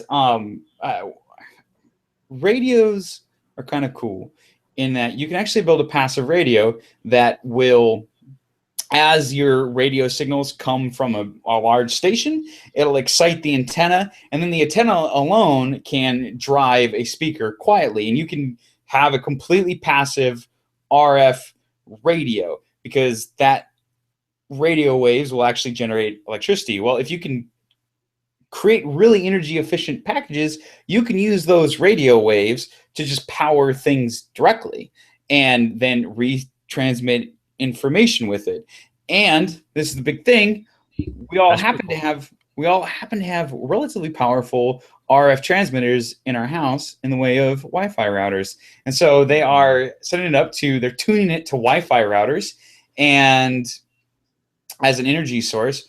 Right now, the sensors can't be further than 1 inch from its host. It's kind of a bummer if you want more than the house, but it's a proof of concept. In the fact that it works, that it actually works and is able to communicate wirelessly to whatever it's talking to and actually send data. So that's huge. The team hopes to extend the range to nearly 10 feet within a year and ultimately 16 feet. If the network-based power takes off, you can see smart homes full of virtually invisible sensors that control all your devices. Is this anywhere related or in any way related to like the wireless charging stuff that we read about? Yeah. You're always like, contact is dumb, contactless is awesome, and that's where we need to head. Is this related to that, or is it? Yeah, so because it's using Wi-Fi waves instead of electrical waves or something. Well, so what they're using is Clearly, I know. I say, well, so there's this. It's weird from a physics perspective, but the idea is that visible light sits, as most people know, somewhere along the electromagnetic spectrum. And so all radiation, whether it's light or X-rays or microwaves or that power your microwaves or gamma rays that are burst from stars, all those different rays on the electromagnetic scale are, the big difference between them is what their frequency is. They're all particles of light traveling through space, and they're waves, which can be somewhat confusing, that duality of them. But you can generate them by exciting electrons in many cases. And sometimes that requires exciting electrons by tearing apart atoms. Sometimes it just means driving a current through an antenna. And then on the flip side, that electromagnetic radiation in the form of light particles at different frequencies can hit things and excite those other things, those other antennas, and drive a current on that side. And that's how we sense electromagnetic light. That principle in its simple form is how your car radio works, how your cameras work, how just how everything works. It's how LEDs work. That transform, you excite electrons, generates particles or generates light particles at different frequencies depending on the characteristics of those particles. And then the deal there is, and so effectively, yes, it is the same idea. You're using electromagnetic radiation to drive a current on a receiver, and then using that low amount of voltage to power and generate thing. And that's your long distance things. Close stuff, you actually are directly coupling magnetic fields. So you have two coils that are close enough where they end up, one resonates the other, and this is where it gets confusing. It's kind of the same thing, but it's how they interact and why they interact is slightly different. Kind of. Yeah. So yes, it's all kind of the same spectrum of stuff.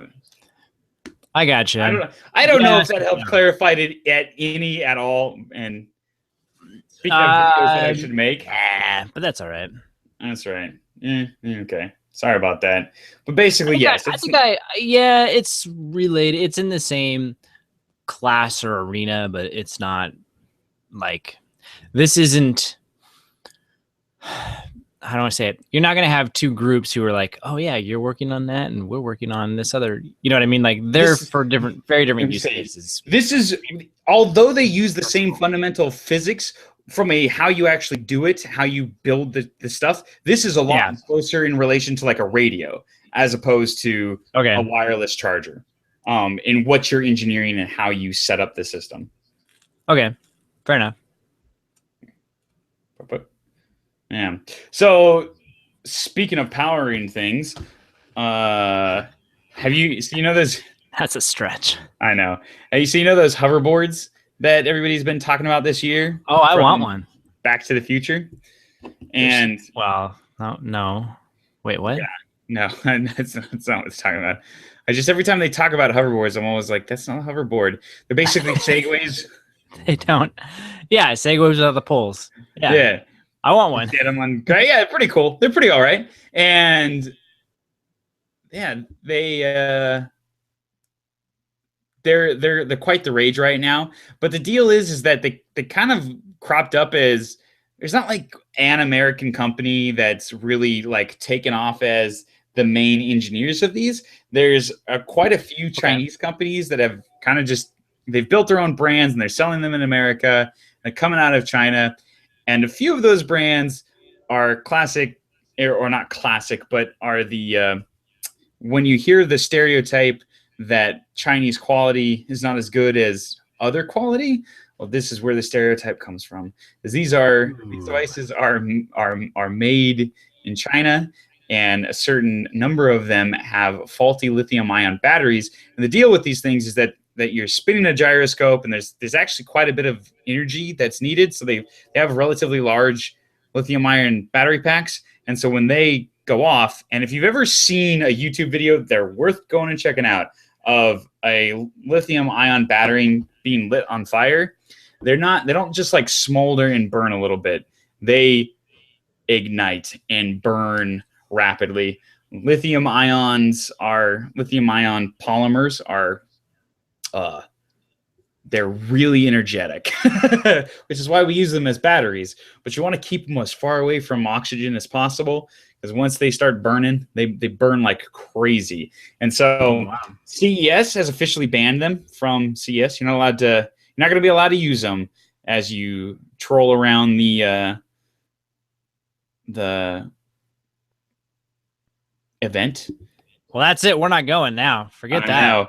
Well, so they're saying that there is going to be like a big area probably for hoverboards, consumer hoverboards, and maybe even a demo area. You just can't bring your own because people are, kind of dangerous and crazy and weird. Yeah, they explode occasionally, and it's kind of like, actually I read somewhere where like it's really not that big of a deal because CS, you're not allowed to bring skateboards, you're not allowed to bring bicycles or rollerblades. It's a roller vehicle. You can't do it. But there are a couple of airlines that have banned it specifically because they're like, yeah, no, you're you're not taking that bomb on this plane. It's just not something you want to hear. Yeah, because that would be super useful in the airport. Just kind of rolling along. Exactly. Not getting any exercise. Yeah, exactly. So I love walking around airports. Just like, have you ridden one? No, I haven't. I don't like falling. So I actually don't know anybody that has one. But they're clearly becoming a thing. A bunch of like hoverboards. I was at a picnic this summer, and one dude had one at the park. And it was like the first one I had seen. I really didn't know what it was yet. This guy he was on the edge, and I was like, "Ooh, that's cool." It had like the whole light up thing. I was like, "Light up's kind of dumb, but otherwise cool." I mean, I get why they have it. It's so you can see it because it's so small. You'd otherwise miss it. But how much does a hoverboard cost? Let's go Amazon hoverboard. Actually, this might not work. I think Amazon just said they're not going to sell them anymore until. $352, $599, $542. Hey, that's it's actually not awful. If you're in high school or college or post-college. Oh yeah, quite a bit. But I mean, you're still talking about you get a PlayStation or an Xbox One and a game and an extra controller. Same ballpark of money. Interesting. Interessante. I don't know. They're cool. I think one of the. I wonder. This is my sense. Out there. They're cool. Yes. Turns out, I do wonder like what their shelf life is going to be. I wonder if this is the hip new. Oh, is this the Razor? Yeah. Or is it a skateboard? I think so. I think so too. If I had to guess, I think they're going to be really big this year, maybe next year, especially as manufacturing like efficiencies increase. I think you're going to see the price on these things drop. They're going to go into lower and lower, and I think the skateboard is going to come back around as the cool way to travel. This is going to be the dorky way to travel. Well, I think if you remember, one of the cool things about the Razor was you could do tricks with it. Right. And I think that's important. That ability to do fun, cool things on it. And like at a skateboard, obviously you can do all sorts of tricks. And with the Razor, you could do tricks on it. And you can't do anything with this. Okay. Wait a second, James. It's sort of our tradition to come up with really good ideas and talk about them on the show as we come up with them. But what about this? What if she came up with like let's just say $1,500 device? Like it's going to be expensive, but you can do tricks on it. Like it's got suspension, it's got power, it's got the ability to like really go kind of crazy with the gyros, so you can take it on a half pipe. And interesting. Yeah, especially because I mean, like it's a powered movement thing, but if you could just have it so that I wonder if you could see. This is what you could do is you could say as long as it's because how would you engineer that? If you could get it so like the wheels, when their wheels are on the ground, so like you're on a half pipe, all it does is stay perpendicular to the surface you're on, like a skateboard. It wouldn't be that hard to do. That'd actually be pretty easy to do with sensors and stuff. And just so that it automatically tilts and then just lets gravity do the rest as you go down the half pipe. And then come back up the half pipe and do your cool trick and grab onto it, then land again. It'd have to be expensive. That'd have to be a built-out little beast of a machine. Yeah, and you're competing against something that you can buy for like $25-$50. Not a good one, James. Not a good one. As somebody who bought one this year, so I'm fully invested in full disclosure. I should have added this in at the beginning of the show. I bought a skateboard this year, so I'm as everybody else was getting on this bandwagon. I don't want these to become more popular than skateboards because I don't want to have bet on the wrong one. Fair enough. Yeah, I don't see it. Yeah, I agree. It's a fad. I think I agree. Don't get me wrong. I do. So is there a place for it outside of Segways? You know what Segways are. Is there a place for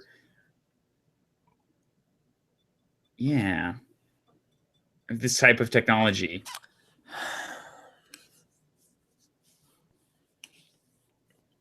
Or No. do these just...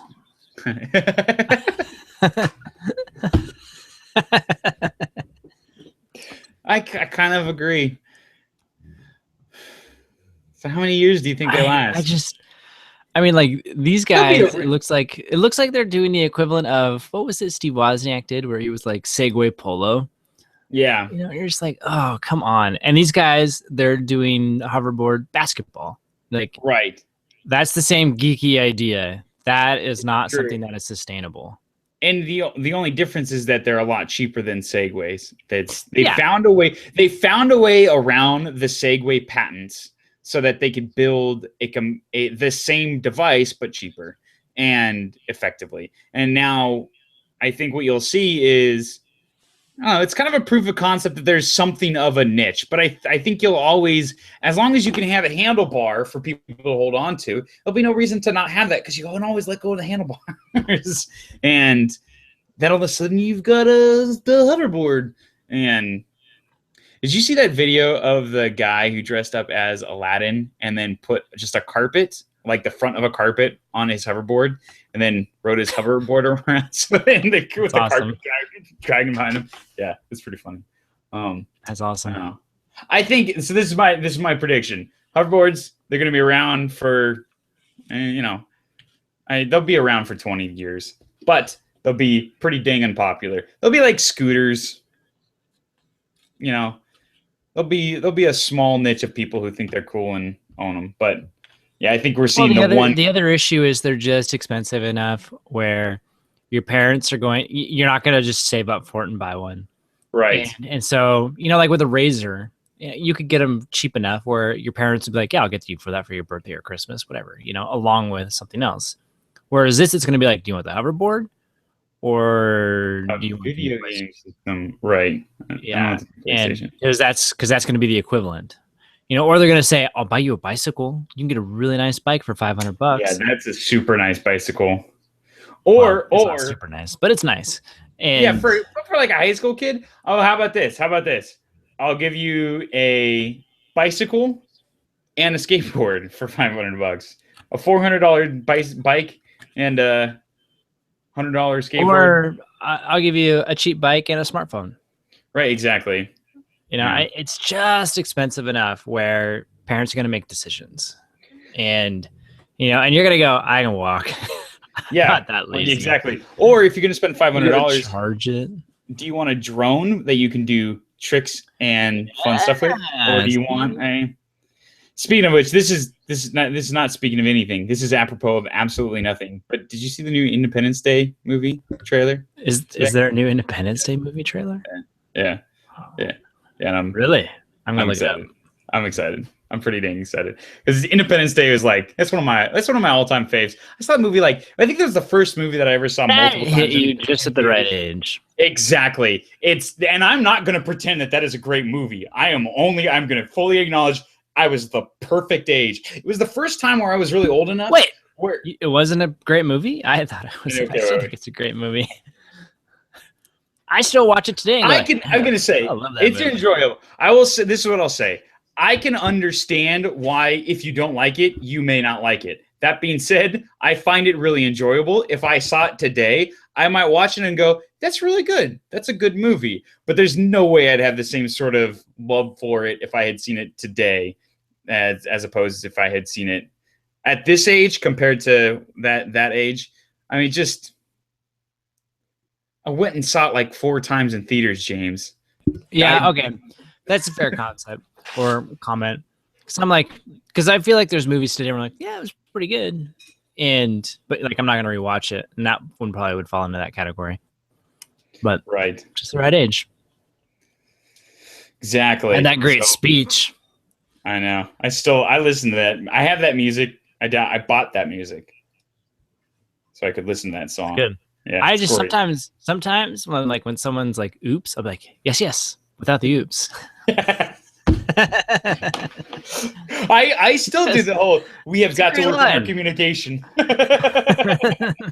That was I think that's the best part of that movie, honestly, is like the buildup of these two characters to the moment, like where there's solidly 2 great actors, comedic actors really important, well-developed characters, 2 main characters, and then in the last like couple of minutes you bring them together for this one mission where they go to do together. I'm not sure there's any other like I can't think of another movie where they did that, and it was even you could even pretend it was as well executed as that moment.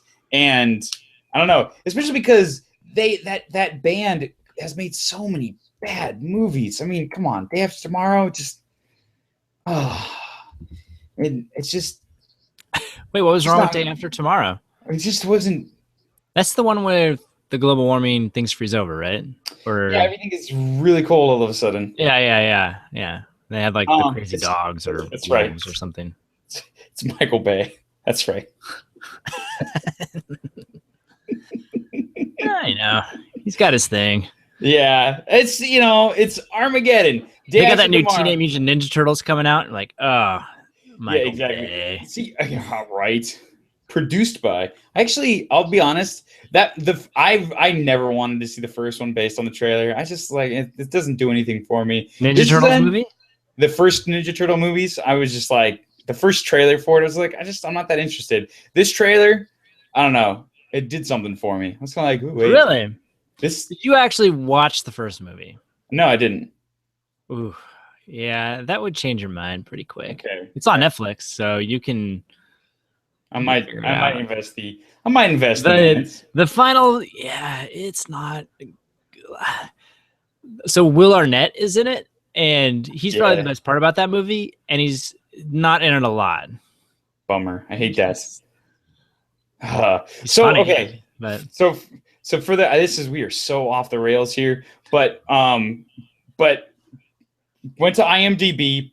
People who like this movie for Independence Day also liked, and this is one of those, I didn't know they had that feature. I'm ready. Let's do this. Look at the people around you and what sort of movies they like. Okay, Men in Black, solid. Love that movie. I don't mind being in that crowd. Armageddon, feeling a little bit nervous.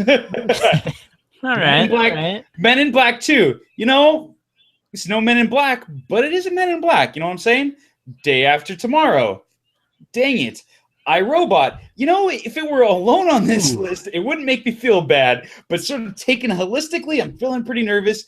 Men in Black 3, it was, it's pretty all right. I really liked Men in Black 3. Okay. All right. So we're bringing the Men in Blacks are keeping this list together, I think. Okay, people who liked also Will Smith, essentially. Yeah, exactly. I Am Legend. If it weren't for that ending, I actually think it's a really good movie. They just completely they lost all nerve. Which ending? The original, the one for the movie, the one that they actually not because there was 2. The book ending. Yeah, the book ending is how the book ends, where the actual phrase "I am legend" comes from, where he realizes that he's become the monster that goes bump in the night, because where all these vampires have a normal society at night, and he's the thing that whatever. But they lost all nerve, and I thought they kind of messed it up at the end. And drives me nuts. By the way, I know. It's a years old movie. Come on, we're gonna talk about Star Wars next weekend. Fair enough. Man, okay, all right, we're not done yet. We got 5 more movies. Transformers. Really? Oh, Hancock. I like. Wait, Hancock. Hancock is tough. It's tough. War of the Worlds. I actually really like that movie, but it's because I'm kind of a dork, not because it's a great movie. That's another one where, like, when the book was written, like, it was amazing. Yeah. And the ending, you're just like, what? Like, you didn't even see it coming. Unfortunately, by the time the movie came out, you were kind of like, oh, really? That's so they caught a cold. Lame. Yeah, exactly. Okay, now Fifth Element. This one, I love Fifth Element. That's an actual great piece of science fiction. No, you're wrong. I have a love-hate relationship with the Fifth Element. Okay. I don't know. That's fair. I guess I'm just not a steampunk or what is it? It's cyberpunk. 90s punk, cyberpunk future guy. I like things clean. So I'm more of an iRobot kind of future guy. But this is the problem. So this list, round this list out, this is where I really feel bad about myself. people who liked this movie, Independence Day, also liked 2012, which is a movie I hate. I hate that movie so much. That's such a bad movie. That's one where they build the arcs in China, right? Yeah. And they literally don't tell. They discover 5 years before the end of the world that the world's going to end, and they decide to not tell anybody because people might get scared about the end of the world. Doesn't feel like something you'd want to give anybody any notice on. But this is the thing that drives me nuts. At the end of the movie, all of the first world countries, all of your Western countries, get submerged below the water, and then Africa gets exploded up and becomes this giant landmass that happens to be big enough where if everybody, all the people who just got killed because you didn't tell them that the end of the world was coming 5 years ago, if they had all just moved to Africa, everybody could have survived. But no, we're not going to do that because the messages, and one of the things that drives me nuts is every time somebody in that movie prays, the next time you see them, sometimes it's a scene later, but usually it's in the same scene, they die. And it's just like what is the message that you're sending in this movie? I hate that movie so much. And it's not good on top of everything else. Like if it were good, I could let those sorts of things slide, but I can't. I can appreciate that. You have this same visceral reaction that I have to Serendipity. So I know. Oh my gosh. I can get behind that. Yeah. Well, now that we brought it up on the podcast, it won't be as much fun if she does it at Christmas, but I told her to find a way. I told my girlfriend to find a way to casually, organically bring up Serendipity as a movie she likes around you.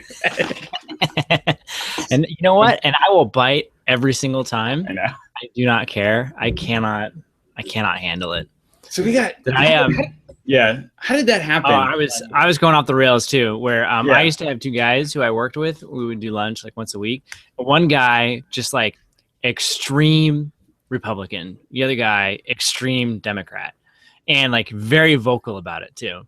And we used to just go to lunch, and my entertainment was just watching them.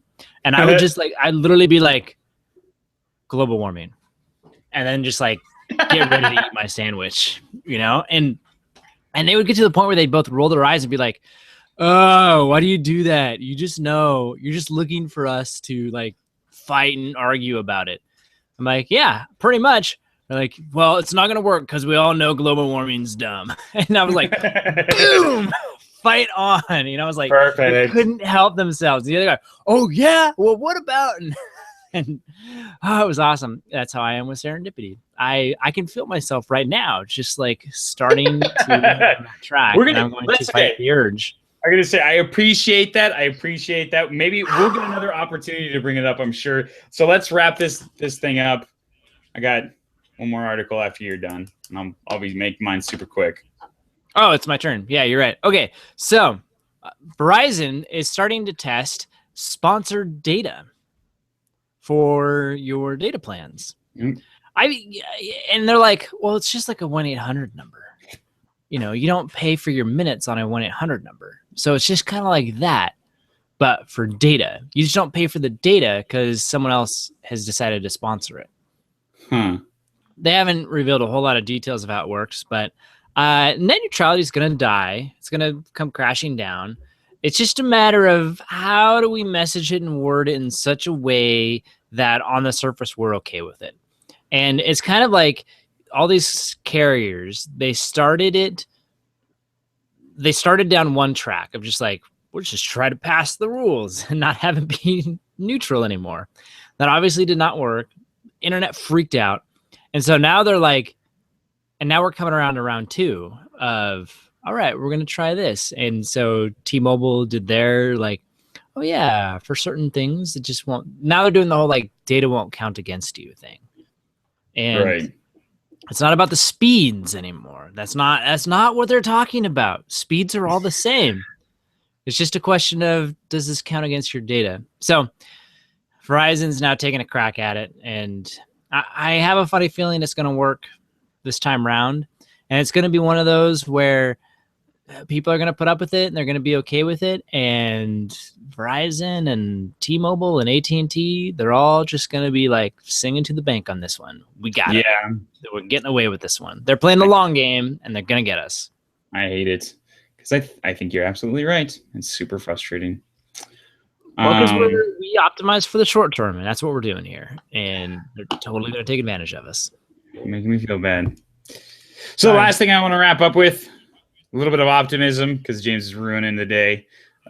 Google has said that they've got, quote, encouraging results from their quantum computer. What does that mean? They bought a quantum computer from a company called D-Wave, but there's been a big question about whether or not it actually works as a quantum computer. Does it count?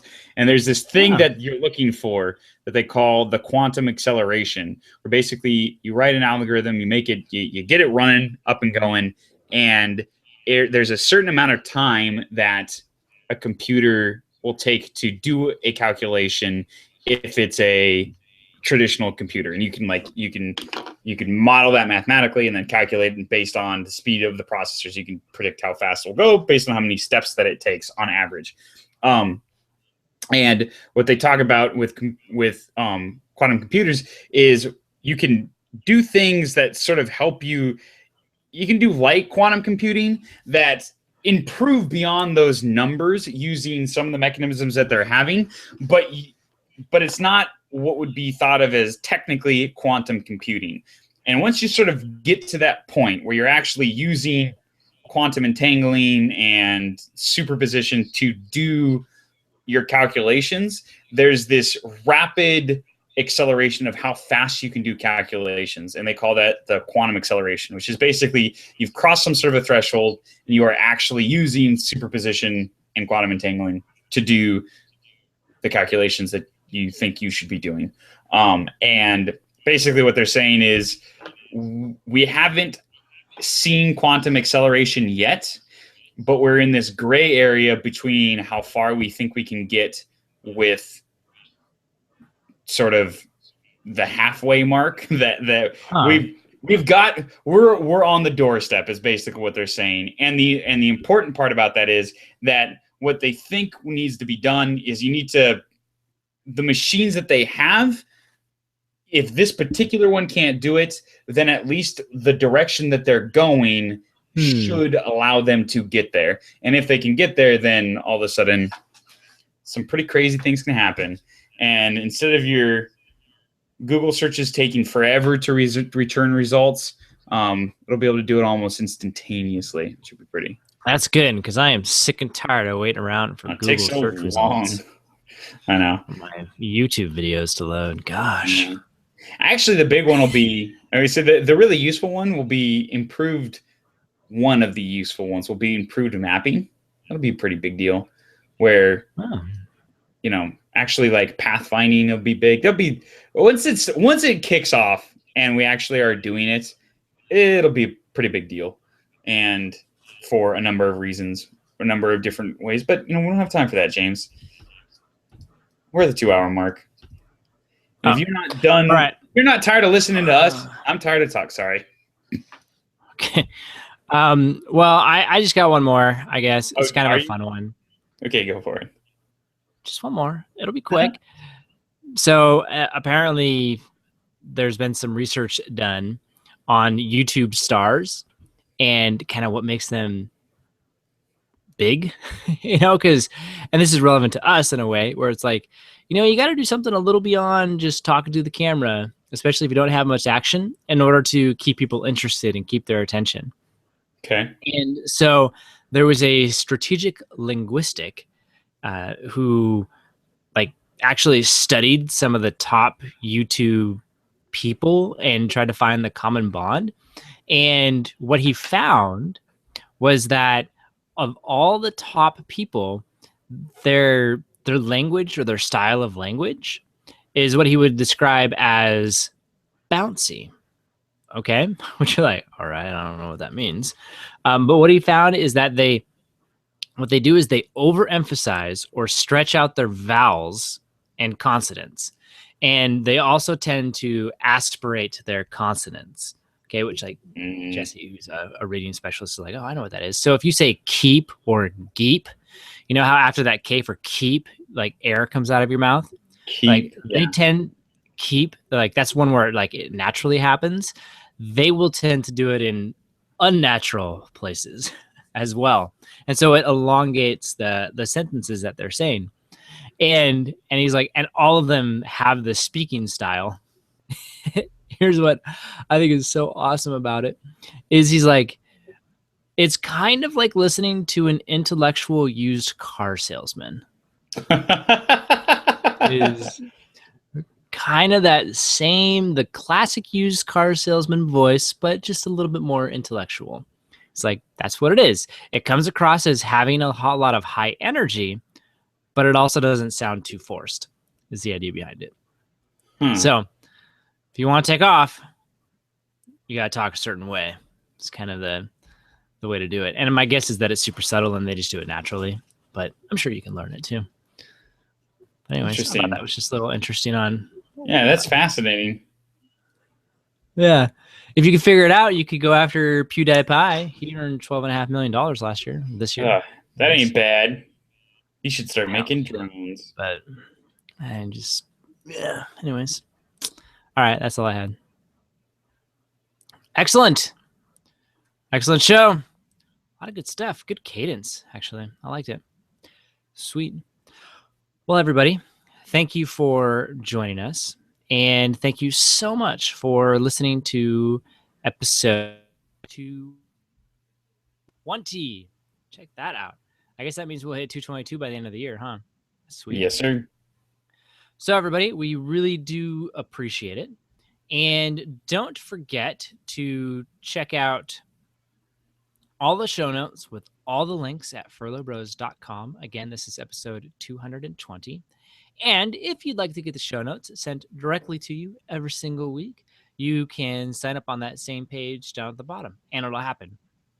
So that's how that works. We really hope you do. Awesome. Yeah, I am James Furlo, and my ticket master that works is Matthew Furlo. And so we will talk next time.